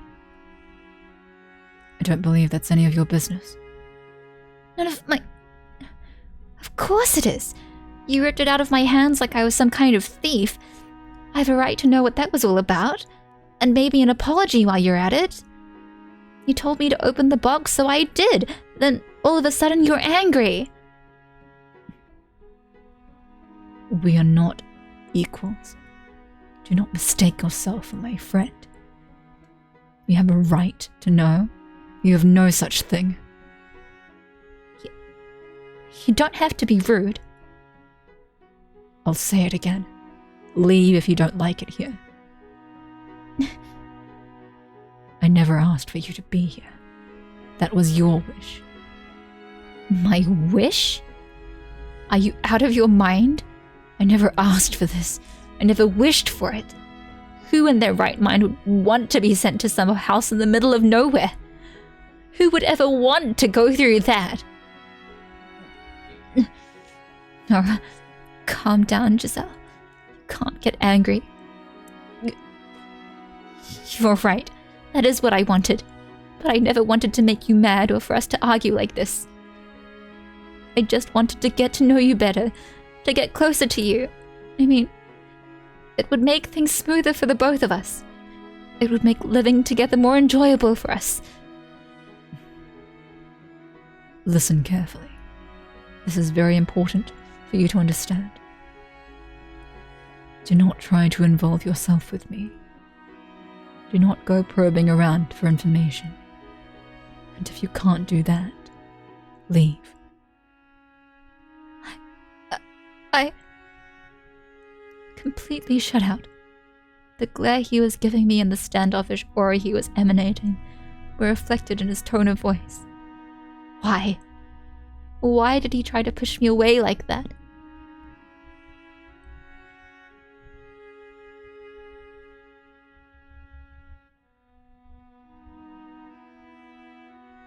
It seemed Giselle really didn't know much about me.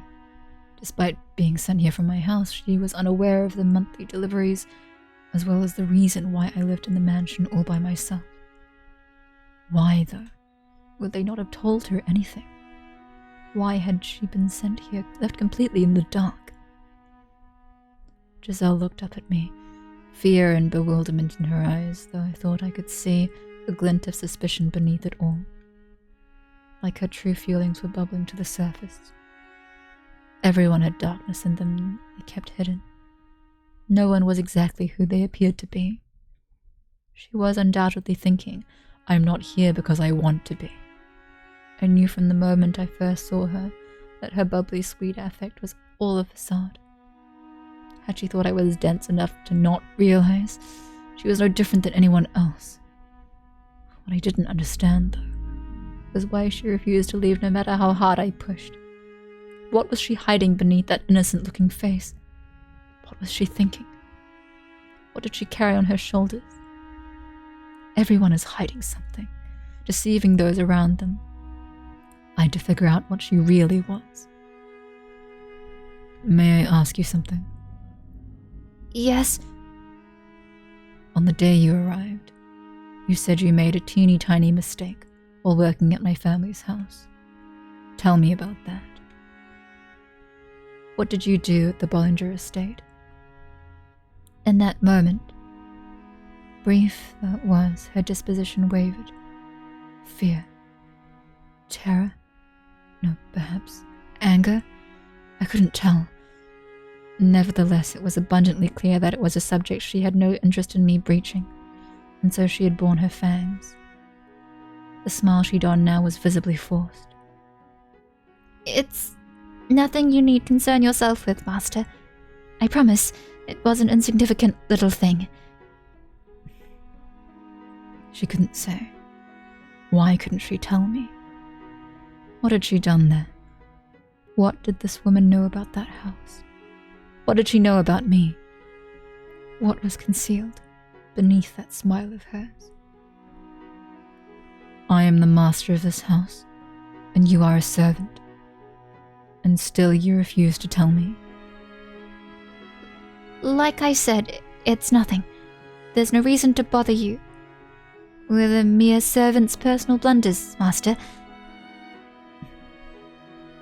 What are you hiding? I'm not hiding anything. Then you should be able to tell me exactly what you did at the Bollinger estate. Like I said, tell me. Tell me. You won't tell me a thing about yourself, and yet you demand others tell you about themselves. Here you are practically threatening me, demanding I tell you something I don't want to talk about. And yet, you still haven't told me anything about the painting. Oh, so I was right. You do have something to hide. How many times must I repeat myself? We are not equals. I don't care if it's insignificant or something you don't want to talk about. I'm ordering you to tell me.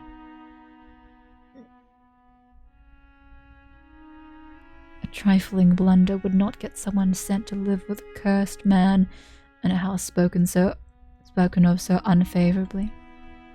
Whatever she had done at the Bollinger estate, that had something to do with why she was here. If she truly hadn't done anything, then she had something to gain from this place, or possibly from me. And if that was the case, I had to get her to talk.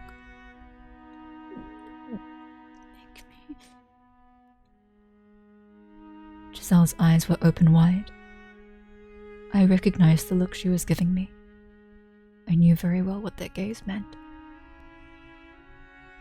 You're an abomination. It was the same as them. Fear, contempt, revulsion, repulsion. The way she acted, the way she spoke, was exactly the same. You were no different. I made her uncomfortable. I made her afraid. She thought I was unpleasant. She thought I was despicable. She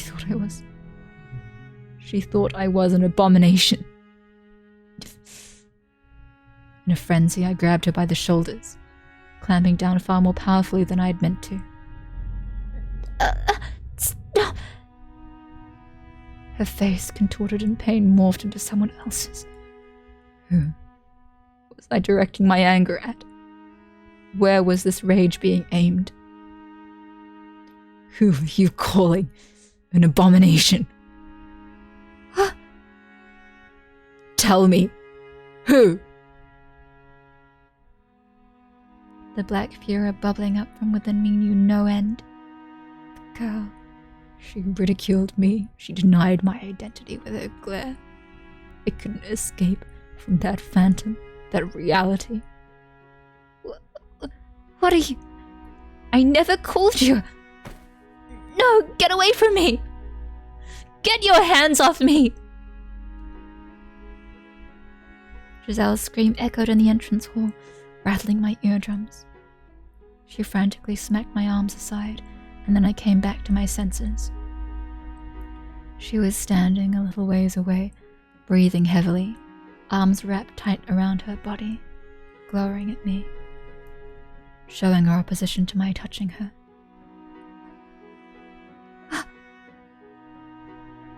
Enlightening. No. You just... you startled me, that's all. Some servant you are, telling your master not to touch you. Right, I have you know...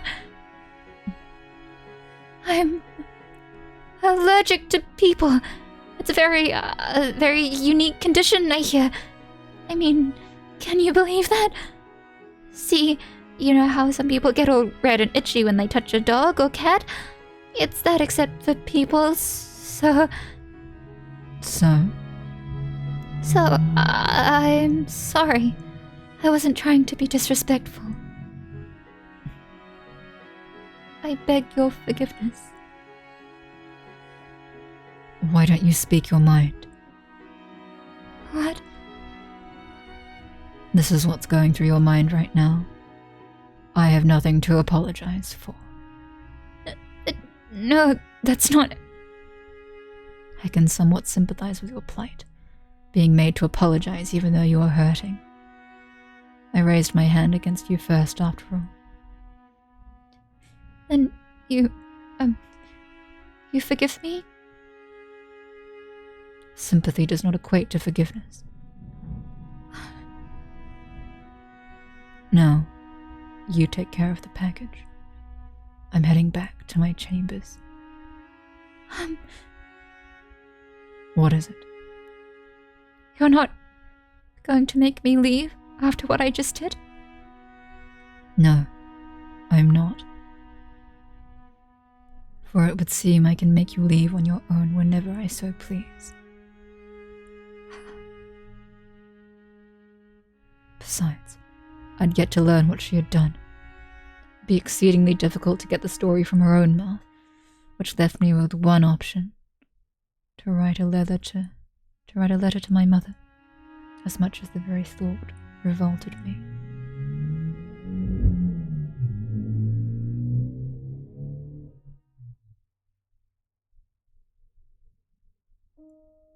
Oh, I still go.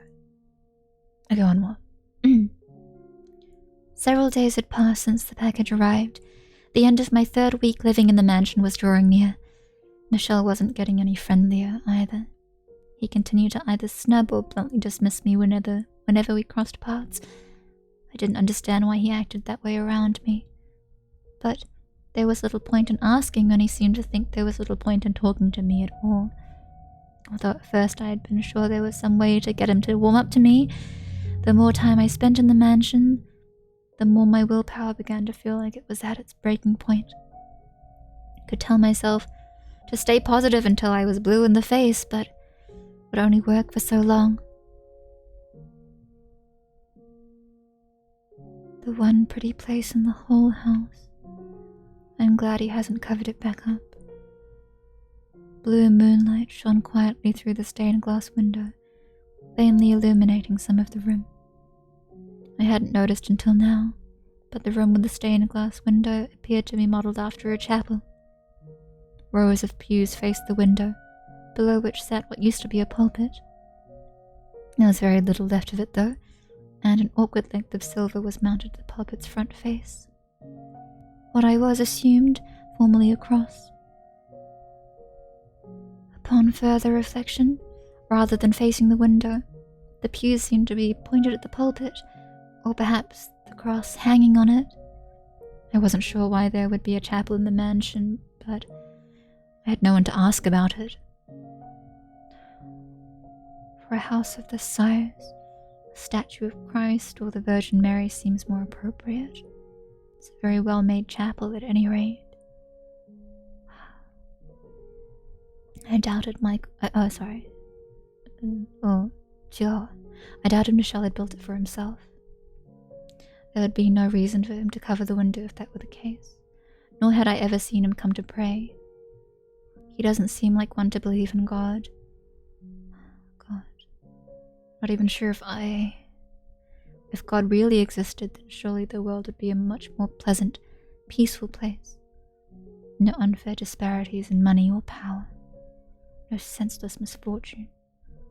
I certainly wouldn't have found myself here either. But God was evidently quite fond of giving mankind trials, so he would probably tell me with a straight face that this was one too.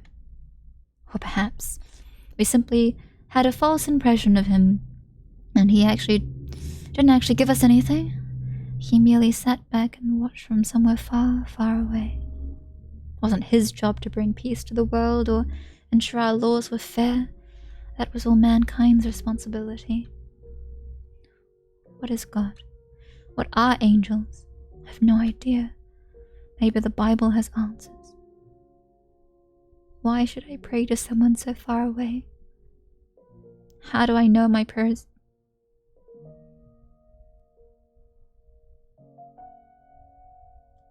How do I know my prayer is even getting there? But still, it's not like I have any other options.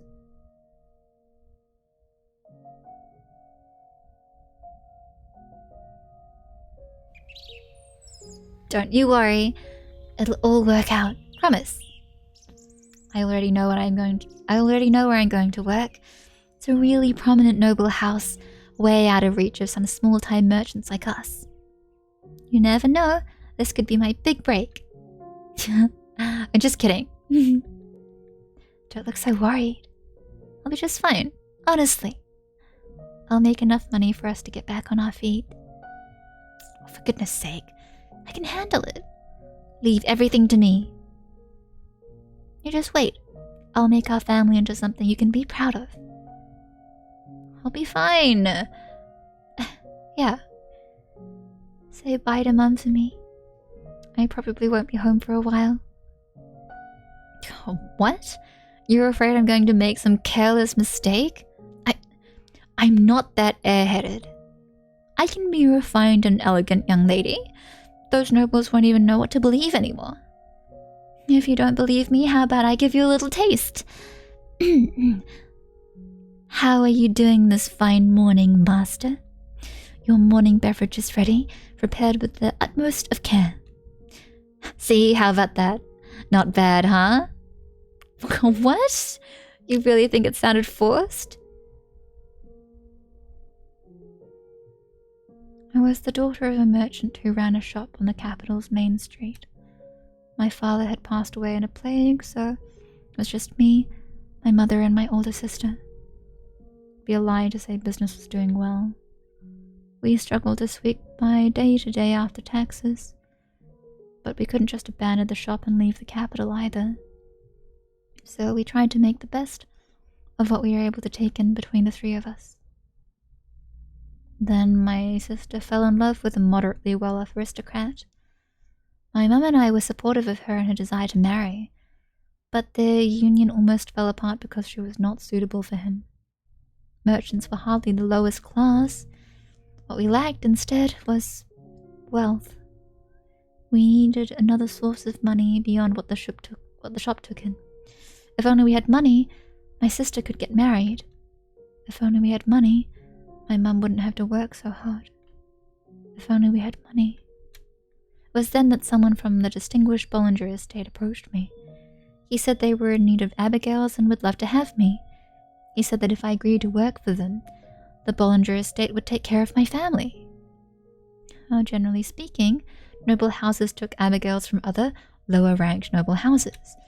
It was unthinkable for someone of my status to receive such an offer. So, I took it as a once-in-a-lifetime chance and accepted the offer.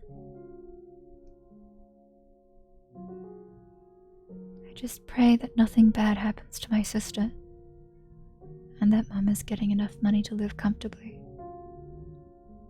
That's all I can do. They're nobility. They have plenty of money. I'd have to spare some.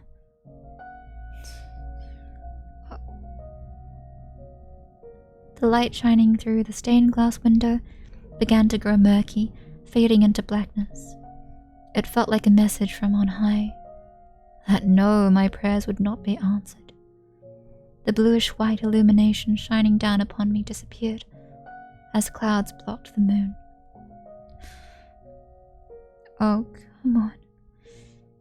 You don't even want to look at a sullied woman like me? Oh, for heaven's sake. I never asked to end up like this.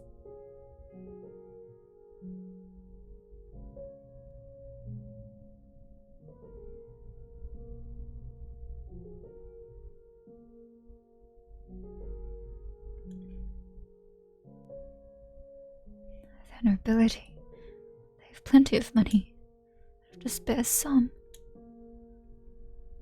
Oh, come on. You don't even want to look at a sullied woman like me? Oh, for heaven's sake. I never asked to end up like this.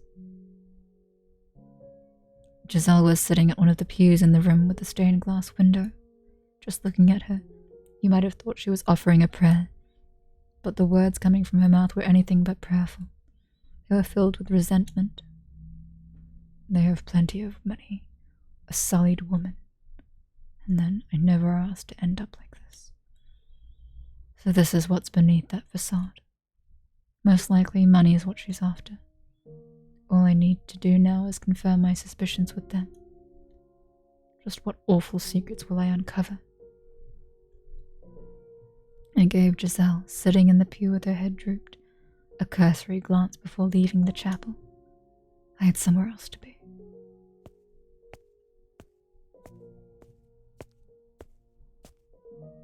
The bitterly cold outside air felt like dozens of needles flowing into my lungs.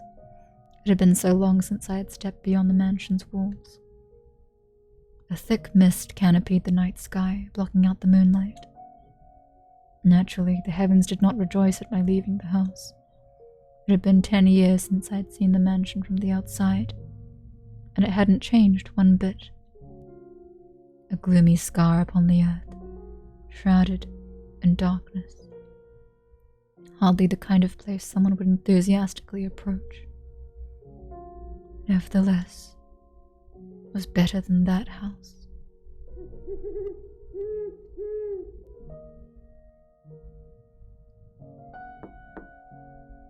Yes?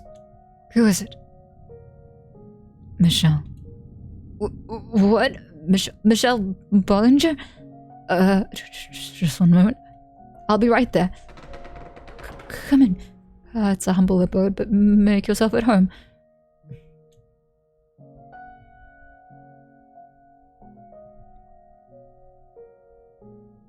Oh, I must say this is rather unexpected. Just one word and I would have been up there in a heartbeat. And how was I supposed to do that? I am, regrettably, fresh out of carrier pigeons. Right. Yes. My apologies.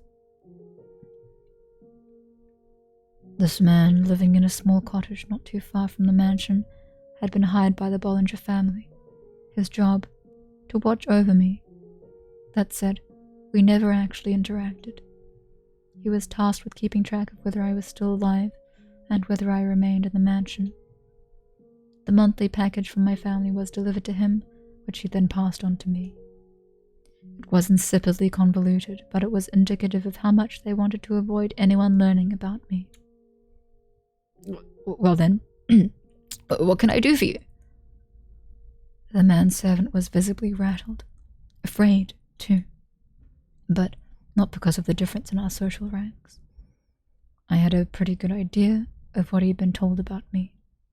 He was afraid of me, or more specifically, my curse. People fear that which they cannot comprehend. Not just children, adults as well. They fear demons, witches, and curses. Anything impure or not of this world. But I had long since gotten used to being viewed as such.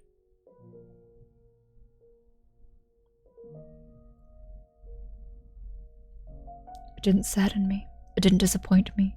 It didn't pain me. Some things were too foolish to concern yourself over. Though it certainly doesn't make me feel good either. I was on some level annoyed. That woman's appearance at the mansion had created ripples in my once tranquil life. So before I got on to the real reason for my visit, I decided to take out a bit of my frustration. Raise your head. There's no need to be afraid. I don't know what you've been told, but I promise I don't bite. How rude of me.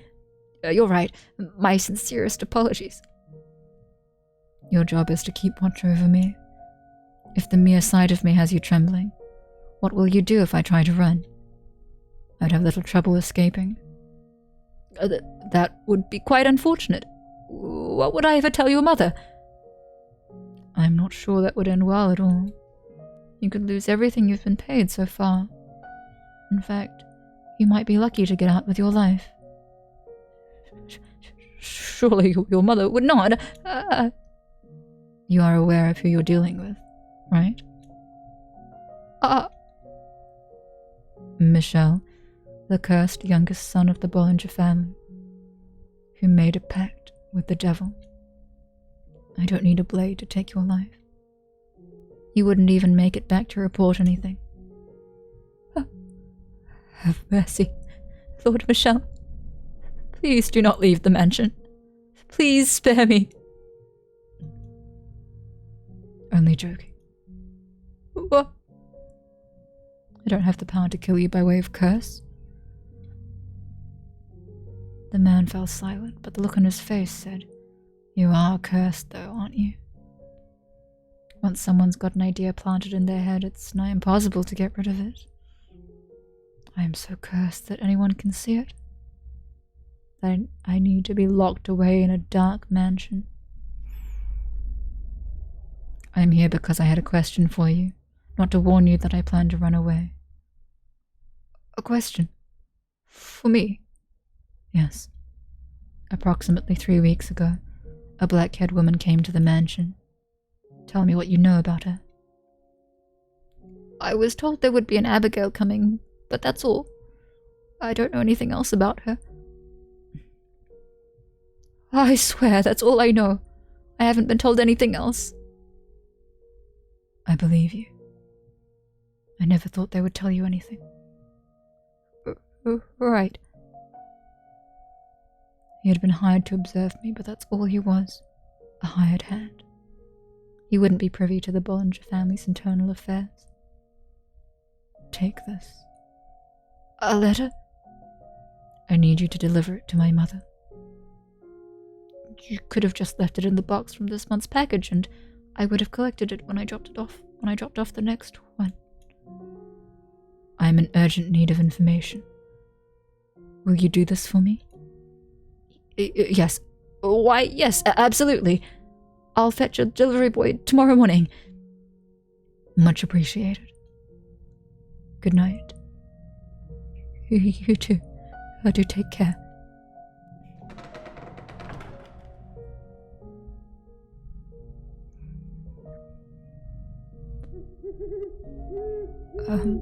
Lord Michel? Yes. Is it true that you just don't have... Would you like me to sew your mouth shut, so that you can never open it again? No, not at all. My sincerest apologies, Lord Michel. That was horribly disrespectful. Good night.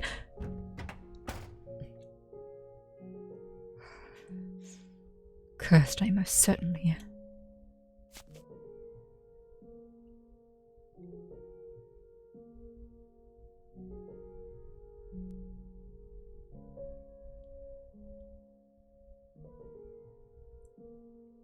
My mother's response arrived just 10 days later. The delivery boy must have pushed his horse quite hard. It was almost exactly a month after Giselle had moved in.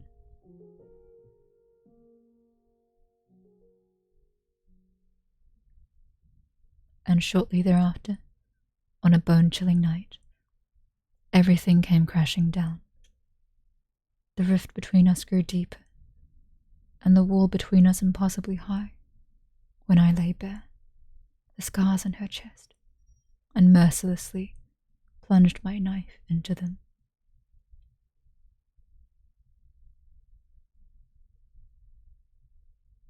I was gonna stop here. I was gonna stop here.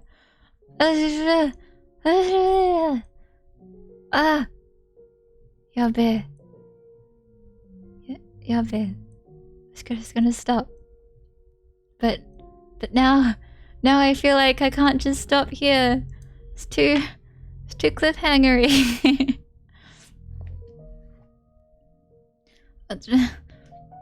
Wait, one more. We'll let them have this exchange. We'll let them have this exchange, and one more.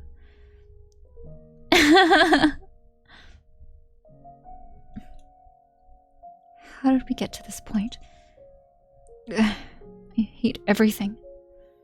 My spirits were getting darker and darker, like they were slowly sinking into a deep morass. I had been at the mansion for a month, and every day since felt twice as long as it should have. I'd been optimistic at first. I'd even had a little hope that me and Michelle could get along together. But it hadn't taken long for that hope to be shattered, and the cheer locked away inside me. We lived in the same house, but we never spoke anymore. On the few occasions we did cross paths, he just gave me a cold glare and nothing more.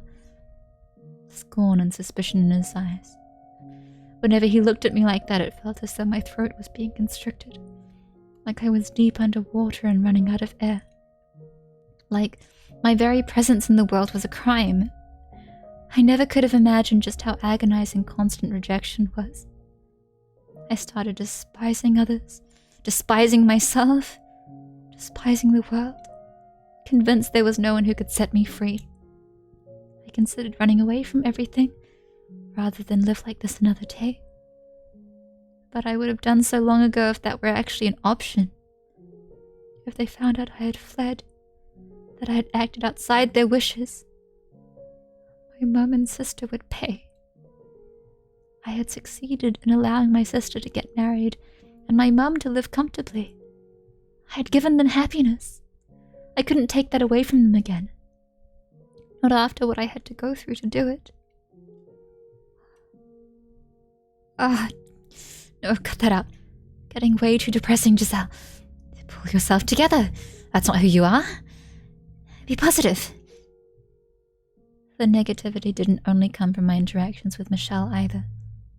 No, there seemed to be some kind of terrible presence within the mansion that twisted people's hearts. The mansion was, in fact, a bit of a local legend, which I had been informed about before being sent here. People claimed it was cursed, that an evil witch had lived in it for many, many years. Michelle joked that he was the witch, but I didn't believe him. I'm not usually one to believe in magic or curses at all. But being here so long, I can't help but wonder. Anyway, things can't go on like this. If I was to remain in this house, the situation needed to improve. A lot. I was going to lose my mind if things kept up as they were. I was ready to give up once, but I'm going to try closing the distance between us again. If I could get him to open up even the tiniest bit, then maybe that would make living here a little easier. I wasn't going to try and make us best friends or anything, just repair our relationship enough that being around each other wasn't torturous. I've got my work cut out for me. How do I even begin that conversation? Heck, what is that conversation even going to be about? Oh, maybe I should hold off to it another day. No, I've made up my mind to do this, so I should get to it quickly. The longer I wait, the worse things are going to get. And eventually there won't be any fixing anything. We need to talk. We need to be in the same room for more than 10 seconds. We need to get to know each other. He needs to know that he's not the reason I have something to hide. Okay. Let's do this. made my way to Michelle's chambers, which she had told me to stay away from. My stride was slow and ponderous, but at the very least, I did my best to keep some semblance of a smile on my face. This is one time where I'd really like to have someone to give me a little nudge. Breathe in, breathe out. Okay. Pardon, Master? There's something I'd like to talk to you about. Master? Guess he's not here. The door wasn't locked. As was the rest of the house, his room was shrouded in darkness. The only light came from the candle in my hand. Master? Are you there, Master?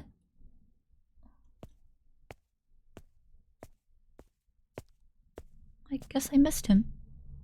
It's probably best if I don't stick around for long. He's already got a less than stellar impression of me. I don't want to imagine what'll happen if he thinks I've been snooping through his room. Yeah, I should get out of here. I spun around on my heels, taking a step toward the door, when I caught sight of an object draped in a black sheet.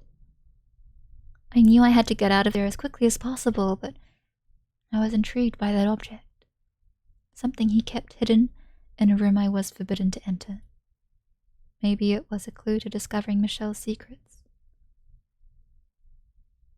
I reached my hand down toward the object, knowing good and well I shouldn't. Was it because I wanted to learn more about him? Was it because I wanted to tear down the veil he hid behind? Or was it the whispers of the witch?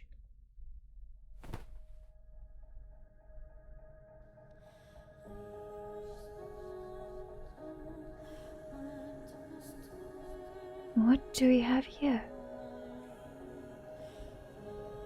I pulled off the sheet, revealing a framed painting of what appeared to be a noble woman with porcelain white skin. What stood out about her, though, was that the woman's hair was as pale as her skin. And then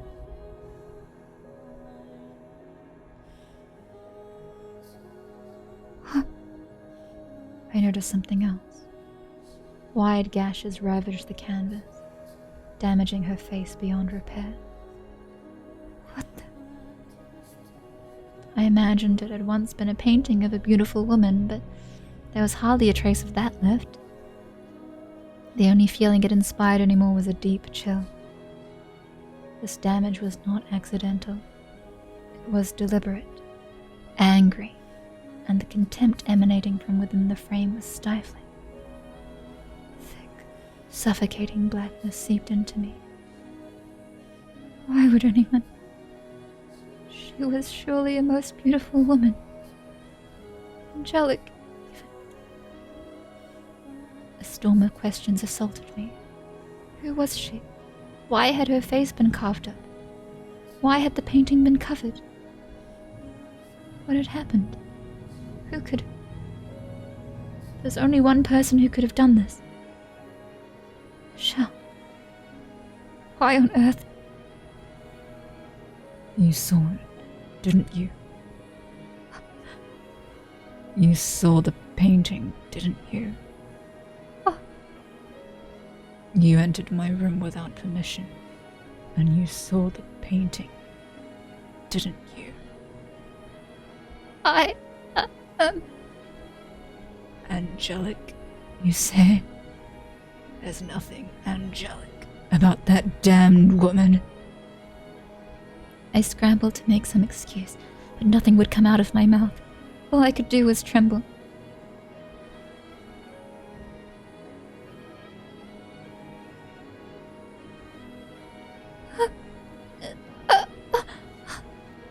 Why did you enter my chambers?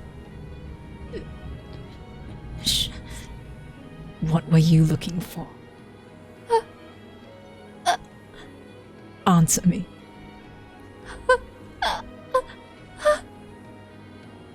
My mouth wouldn't move properly. I couldn't make my voice come out. It was like I wasn't even in my own body anymore. The wisps of air that were drawn into my lungs were expelled as hoarse gasps. My breaths were shallow and rapid. I was inhaling, but I wasn't getting any air. I was terrified. Terrified. Terrified, terrified, terrified. Of his eyes, of his voice, of his feelings, of the knife he was holding up to me. Of the terrible past I was chained to. The man's voice. The man's very flesh. Terrified me. What were you trying to fight? And what were you planning to do with it? Answer me. Another thing you refuse to tell me then? No, I'm trying. Nothing's coming out of my mouth, though. Everything's so bright. I can't catch my breath. I can't breathe. That's fine, though. You don't have to tell me. I have a pretty good idea. Idea? What do you mean? Money is what brought you to the Bollinger estate. And it's what brought you to me, too. There are countless people who would love to see that house fall. And a noble family fears nothing more than disrepute. You were, I presume, approached by someone scheming the Bollinger's downfall. And as it just so happens, the Bollingers have a very unfortunate secret, one they are quite desperate to keep under wraps. Me. Someone suspected I might still be alive, so they sent you to dig up information about me. My very existence threatens to tear down that house. The cursed youngest son of the Bollinger family. Shell who made a pact with the devil, who was supposed to be dead, but is very much alive. You sweet-talked your way into that house, and into information about me, and my present situation, and you meant to trade that information for money. I bet whoever it was put quite a handsome price on it, too. Or maybe the one plotting to ruin the Bollinger family is you. No, that's not true. Then enlighten me. Please, hear me out. I didn't know anything about you. I wasn't sniffing around or trying to bring you harm in any way. Then tell me, if that's not the reason you wormed your way into the Bollinger estate, and that's not what you're doing here, then tell me what is. I Tell me why you came to this mansion. You want me to tell you about that? No way. That's asking way too much. Tell me. I swear, I haven't done anything to wrong you. I simply wanted to make our life together a little more comfortable. To bring some warmth to this frigid relationship we have. That's the only reason I wanted to find out more about you. I must assume I'm right then, Giselle. I must tell him he's wrong. I must tell him I mean no harm. But I can't say anything. A merchant's daughter became an Abigail at a noble house. Could you come up with a more obvious lie? Your father's the one who... Wait. How does he know that I'm from a merchant family? You look perplexed. I may be imprisoned in this house, not free to move about as I please, but I have my ways. I know everything. Everything. Then he knows about that too. Oh yes, I do know. Don't, In your quest for money, don't say it. You slept with my father.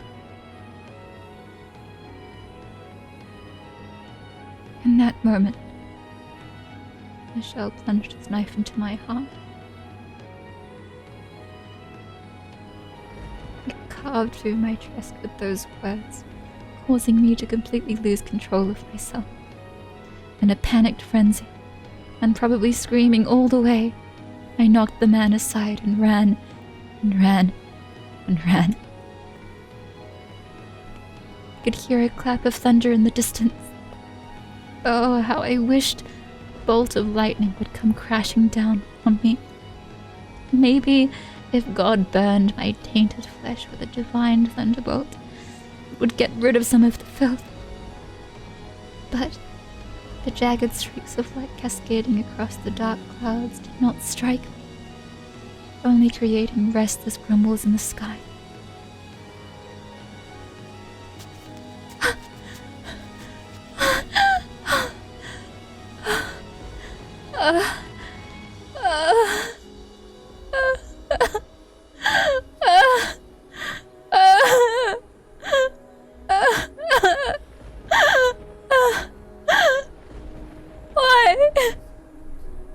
I knew that if I fled that mansion, I would likely be causing trouble for my mum and sister, but I was helpless to stop myself. All I could do was run from all that threatened me with no regard for the consequences. Before long, small droplets of rain began falling, which soon grew heavy enough to penetrate the forest canopy and reach the ground where I stood. The downpour drowned out my tears and my cries, because I had rushed from the mansion without even putting on a cloak. Each cold winter droplet stung bitterly against my flesh. But the bite of the rain was like a warm embrace compared to what I'd been through before. Michelle had spoken the truth, as much as I wanted to deny it, to avert my eyes. Reality was forever engraved in this body. No, I don't want to think about it. But I had no say in the matter. Get out of my head!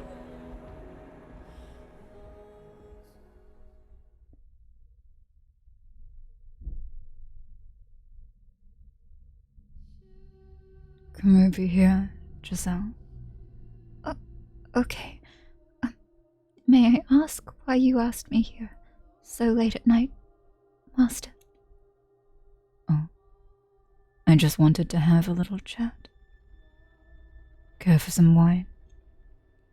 Come closer, and I'll pour you a glass. I had this wine imported from up north. They use very hard water and like it rather tart, so it leaves quite the lasting impression on your tongue. And yet, it goes down so easily, you just can't seem to stop. What do you say? Have a sip? Or does your expertise as a trader allow you to evaluate a wine's quality without tasting it? No, but, Please, Giselle, don't trample all over my good graces. Very well then. I will have a sip, Master, but no more. Have you ever considered growing out your hair? Having long hair made it difficult to do my job. You're not a merchant anymore, though. You deserve to look like the woman you truly are. I have no doubt longer hair would accentuate your natural beauty. It's a gorgeous shade of black, so deep a man could get lost in it for years. It would contrast the color of your skin fabulously, highlight your eyes, your cheekbones, your nape, your shoulders, and your chest. I should get going. Oh, but we're not done talking yet. I would not want a lack of sleep to interfere with my ability to work tomorrow. Thank you very much for the wine. It was delicious. No need to be so cold-hearted now. From the moment I first laid eyes on you. Master, that's enough fooling around for one night. Now, don't be afraid. I wouldn't do anything to hurt you. Simply want to express my love. Let go of me. I only came here to work, nothing more. The first time...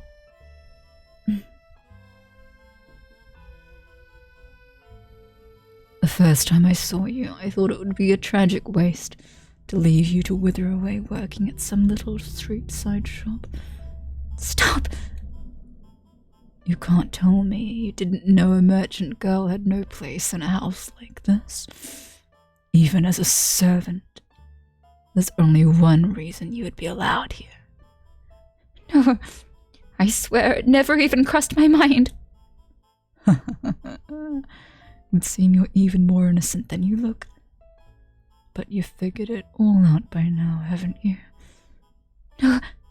No! Let go of me! Stop this! Keep your voice down. Do not shout, Giselle. If anyone were to find out about this, you would be the one shouldering the consequences, not me. But...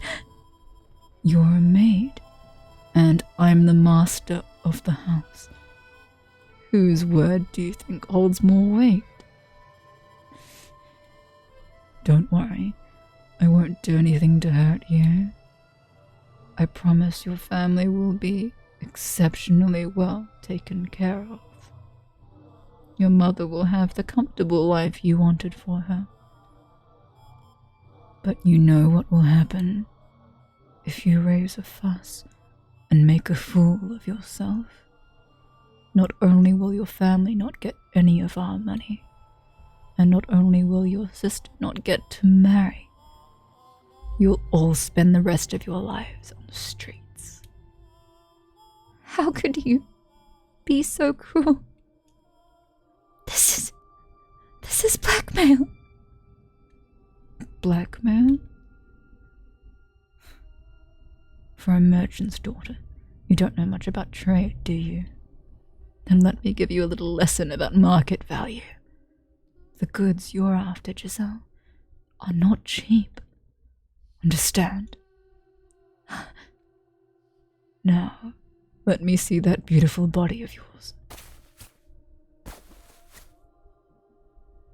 He was an older man, so I hadn't expected him to be very strong, but I couldn't break free of his grip, and I found myself entirely at his mercy. Beneath the gaudy outfits lay a hungry beast, and I was seeing the creature's true colors for the first time that day. The aging man ran his disgusting, slobbery tongue across my exposed skin. Everything he placed his hands upon withered away. Every piece of flesh he pressed his lips against putrefied, rotted, decayed, rankled. I trembled in revulsion, at which the man laughed, seemingly interpreting it as something else.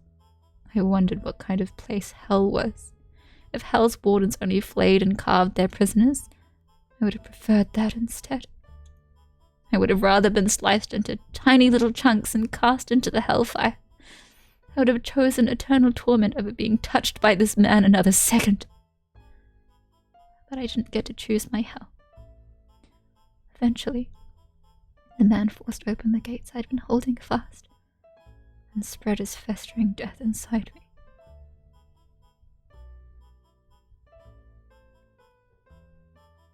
Listen to me, Giselle. It is in both of our best interests to keep this between the two of us. If you can do that, I'll continue to do good by you and your family. Oh, don't look at me like that, please. I'm thrilled to have you here in this house, Giselle. She has long since lost her mind after all. It's torture just being in the same room. My sons, they hardly ever come home. But you, Giselle, you give color to my dull life. You make it exciting once again. Now go on back to your room. I'll be waiting here at the same time next week. I couldn't escape from that man's grasp, not when he used my family against me.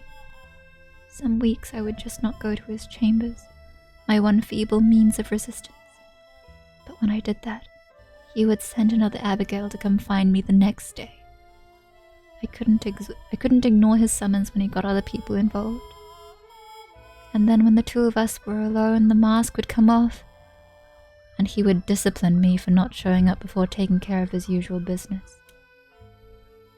On good days, he would leave bruises in inconspicuous places, my abdomen, my inner thighs.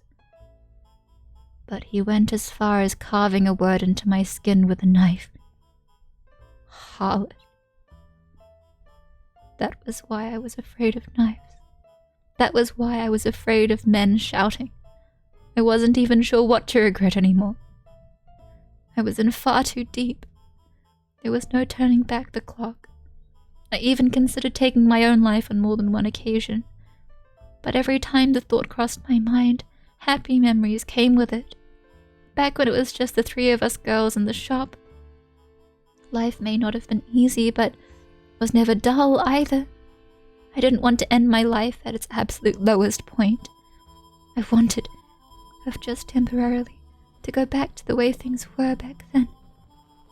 That objective was the only thing that allowed me to keep going. When I was in his presence, I tried to convince myself I was merely an object. I had no emotions, so he couldn't hurt me. I was merely a vessel, a construct with flesh and bones. His hands couldn't reach my heart, for it was not connected to my body. Doing that made it a little easier to bear. But the reality was it was impossible to completely sever my heart from my body.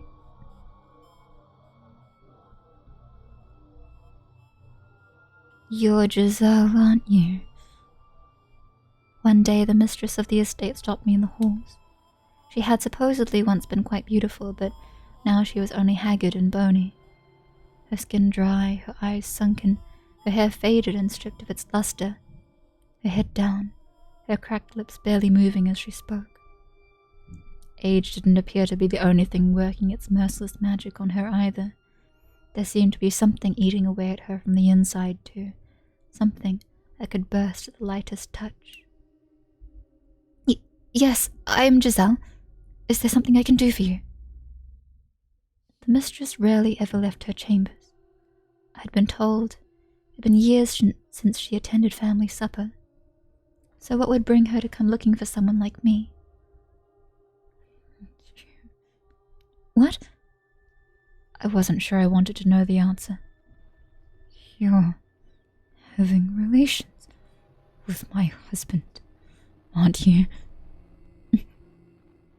You are, aren't you? Madam.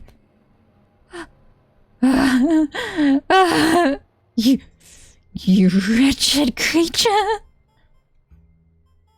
She was telling me the truth.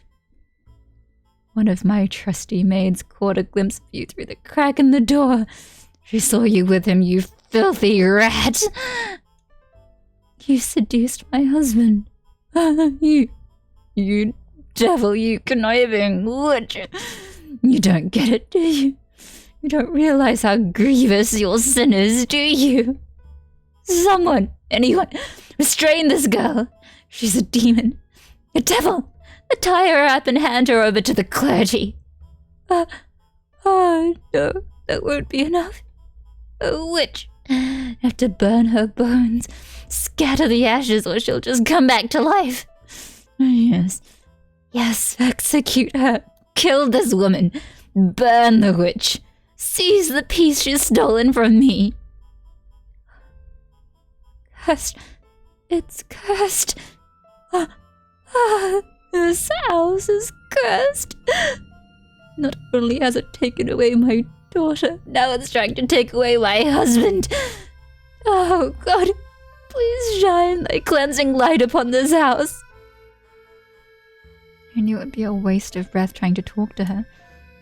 She was not of sound mind. There was madness in her eyes.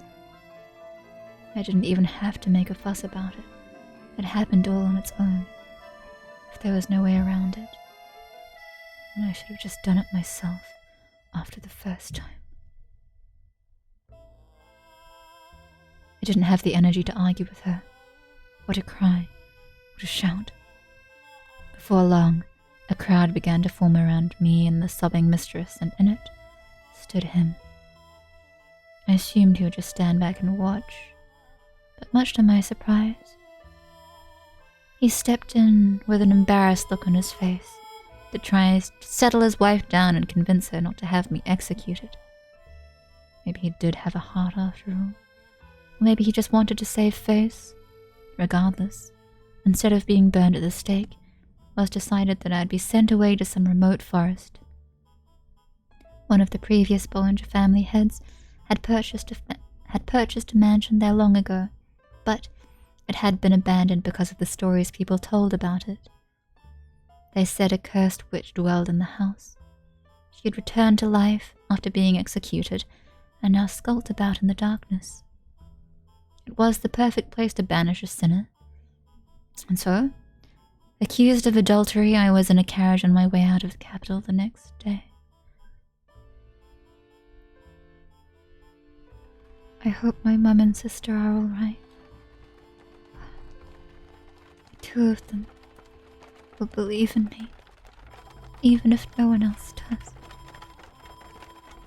The wooden wheels turned, carrying me away to that cursed mansion. Just a silent coachman and a single sullied passenger. Looking out through the window, I could see the city walls slowly fading into the distance behind us.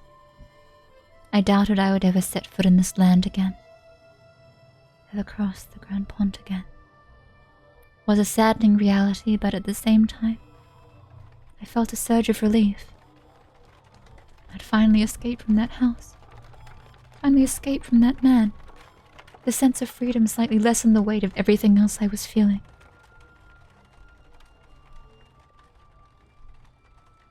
A good while after we left the capital, the coachman handed me a letter. On this sheet of parchment was a rather startling revelation. There was someone else already living at the house where I was to reside. The Bollingers' youngest child. But the letter didn't say why he had been sent to the cursed mansion, only that he was there. Beyond that, the letter only made a single request. That I look after him and not ask any questions. So I'm not just being sent off to the middle of nowhere. I still have work to do. If I look after whoever's at the mansion, then they'll do the same for my family. I don't have much say in the matter either way, I suppose. The carriage rattled and shook as it traversed the stony path, and bouncing around inside it, I resolved to take back my life. The peace I'd once known, the cheerfulness I'd lost, and to do so I would forget. Lock away my memories. Bury every terrible thing that had happened to me. Cast aside those memories and find my smile once more. I have no idea who I'm going to find there. But they couldn't possibly do anything worse to me. I'll greet them with a smile and do my best to build up a decent relationship with them. I figured since both of us had been banished to the same cursed mansion, there'd probably be other things we had in common. And so, I would forget it all and get my life back, get my smile back. And that was everything that led up to me arriving at the mansion. All the wounds I never wanted to open again. I didn't want to think about that. I've been trying so hard to forget about it. I wanted to forget all about it. So why? Why did you have to make me remember? All I did was believe that we could make things work. Why? How could you? God, I can't take it anymore.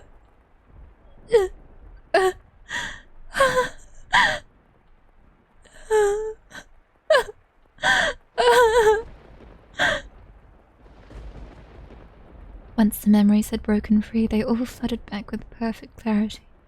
Exactly how he ran his hands across me. Exactly where he hit me, where he cut me. Like I was going through it again this very moment.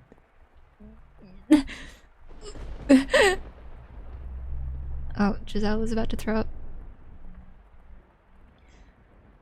The rain was cooling me down on the outside, but so much nauseating heat had built up in my gut. I vomited all over the ground. I threw up and I threw up and I threw up until there was nothing left but bile.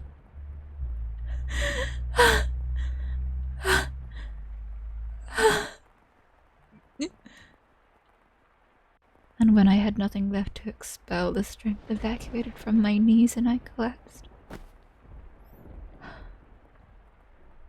I didn't know if everything was blurry because of the rain, or because my eyes had decided they were done looking at anything. The whole world twisted before me. Shell's no different. My attempts to get close to him, to always keep a smile on, it's all a waste. The look in his eyes was terrifying, like he didn't believe in anything at all. So he probably wouldn't have believed me if I had told him the truth. If he's convinced I have an ulterior motive, there's probably no changing his mind. Such a cold rain. If I lie down here and go to sleep, I wonder if all the warmth will eventually drain from my body. And then I'll decompose and become part of the earth. You know, that might actually be nice. I'd like that. I always thought I didn't want to die, that I wanted to go back to the way things were. But who cares anymore? I did my best, after all, and that still got me nowhere. Cheerful Giselle, it's all just a farce. And when I'm dead, all my worry for my mum and sister will fade away with me. Oh God, I doubt you have a place for me on high. I am, after all, an unclean woman, and I've given up on living altogether. But even if I can't get into heaven, that's okay. I want release. The rain pitter-pattered down through the leaves overhead, chilling my skin. The cold spread through my flesh and into my bones, my heart, my lungs and stomach, freezing me like a block of ice. My consciousness drifted away from me, and the world slipped through my fingers. More than fear, I felt relief. Utter black, and that, I was sure, was the end of me.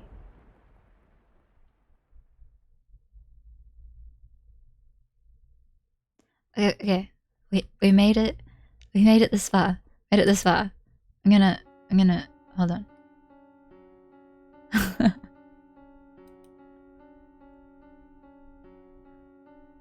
Oh boy, that date. Weeps. Okie doke.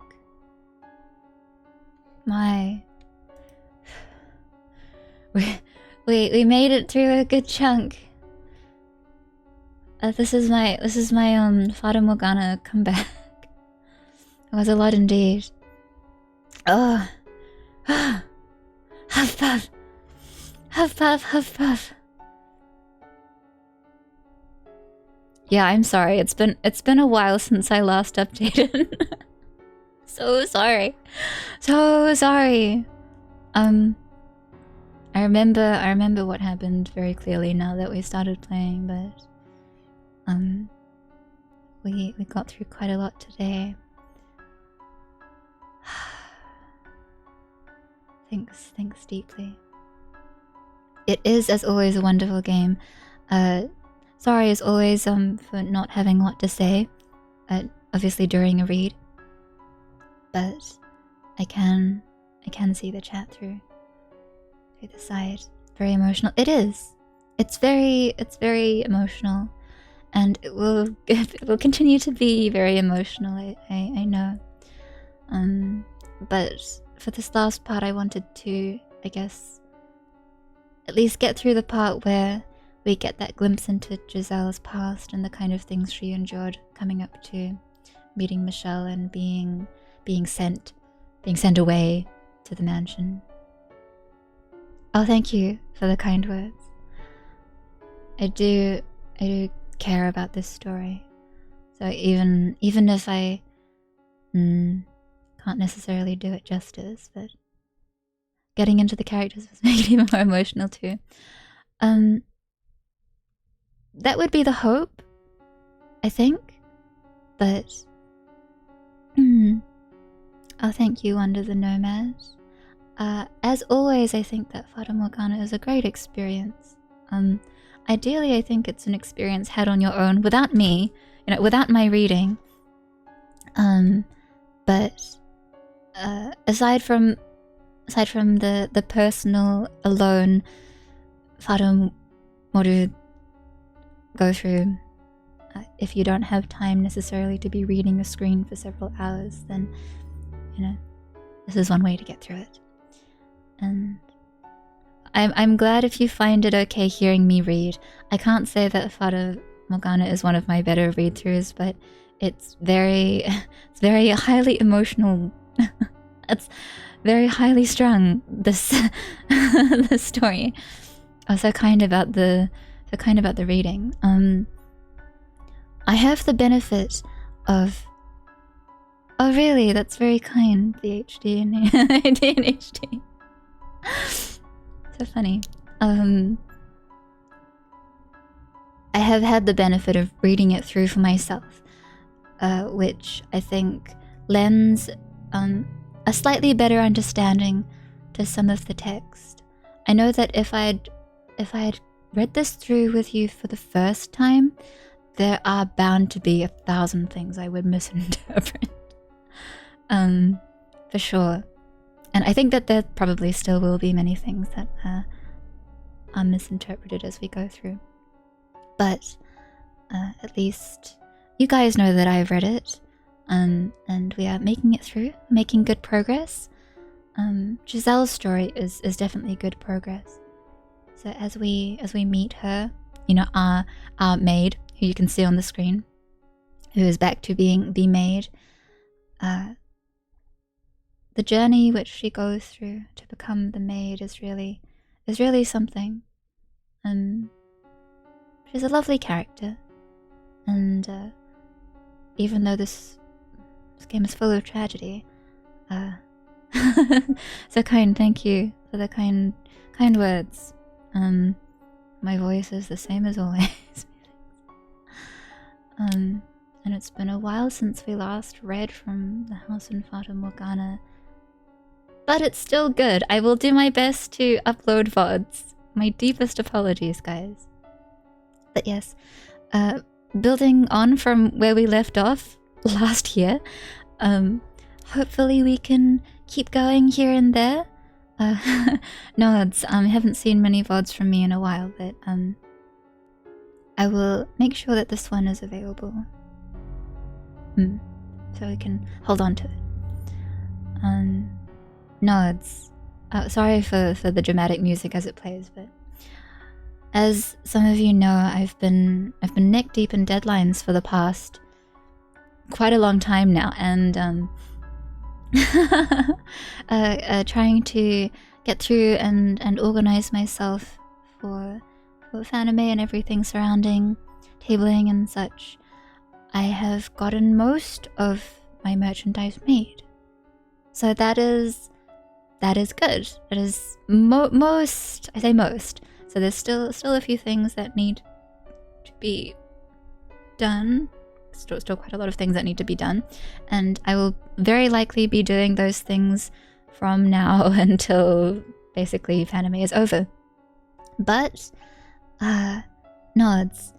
As the bigger deadlines slowly are dealt with, I do hope to come on every now and then to do this, to get through some more Fata Morgana, or to, I don't know, read from the dictionary or what have you.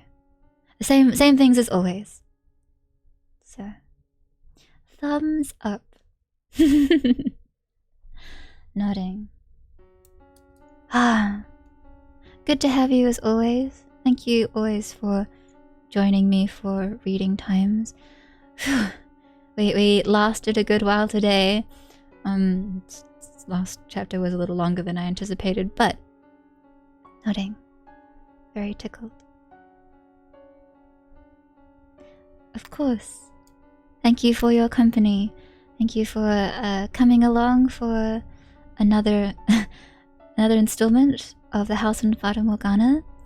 I hope you'll think about the story for a little while. I guess renew your thoughts about the story is what I really mean. And I hope to see you again soon. Everyone, take care and good night.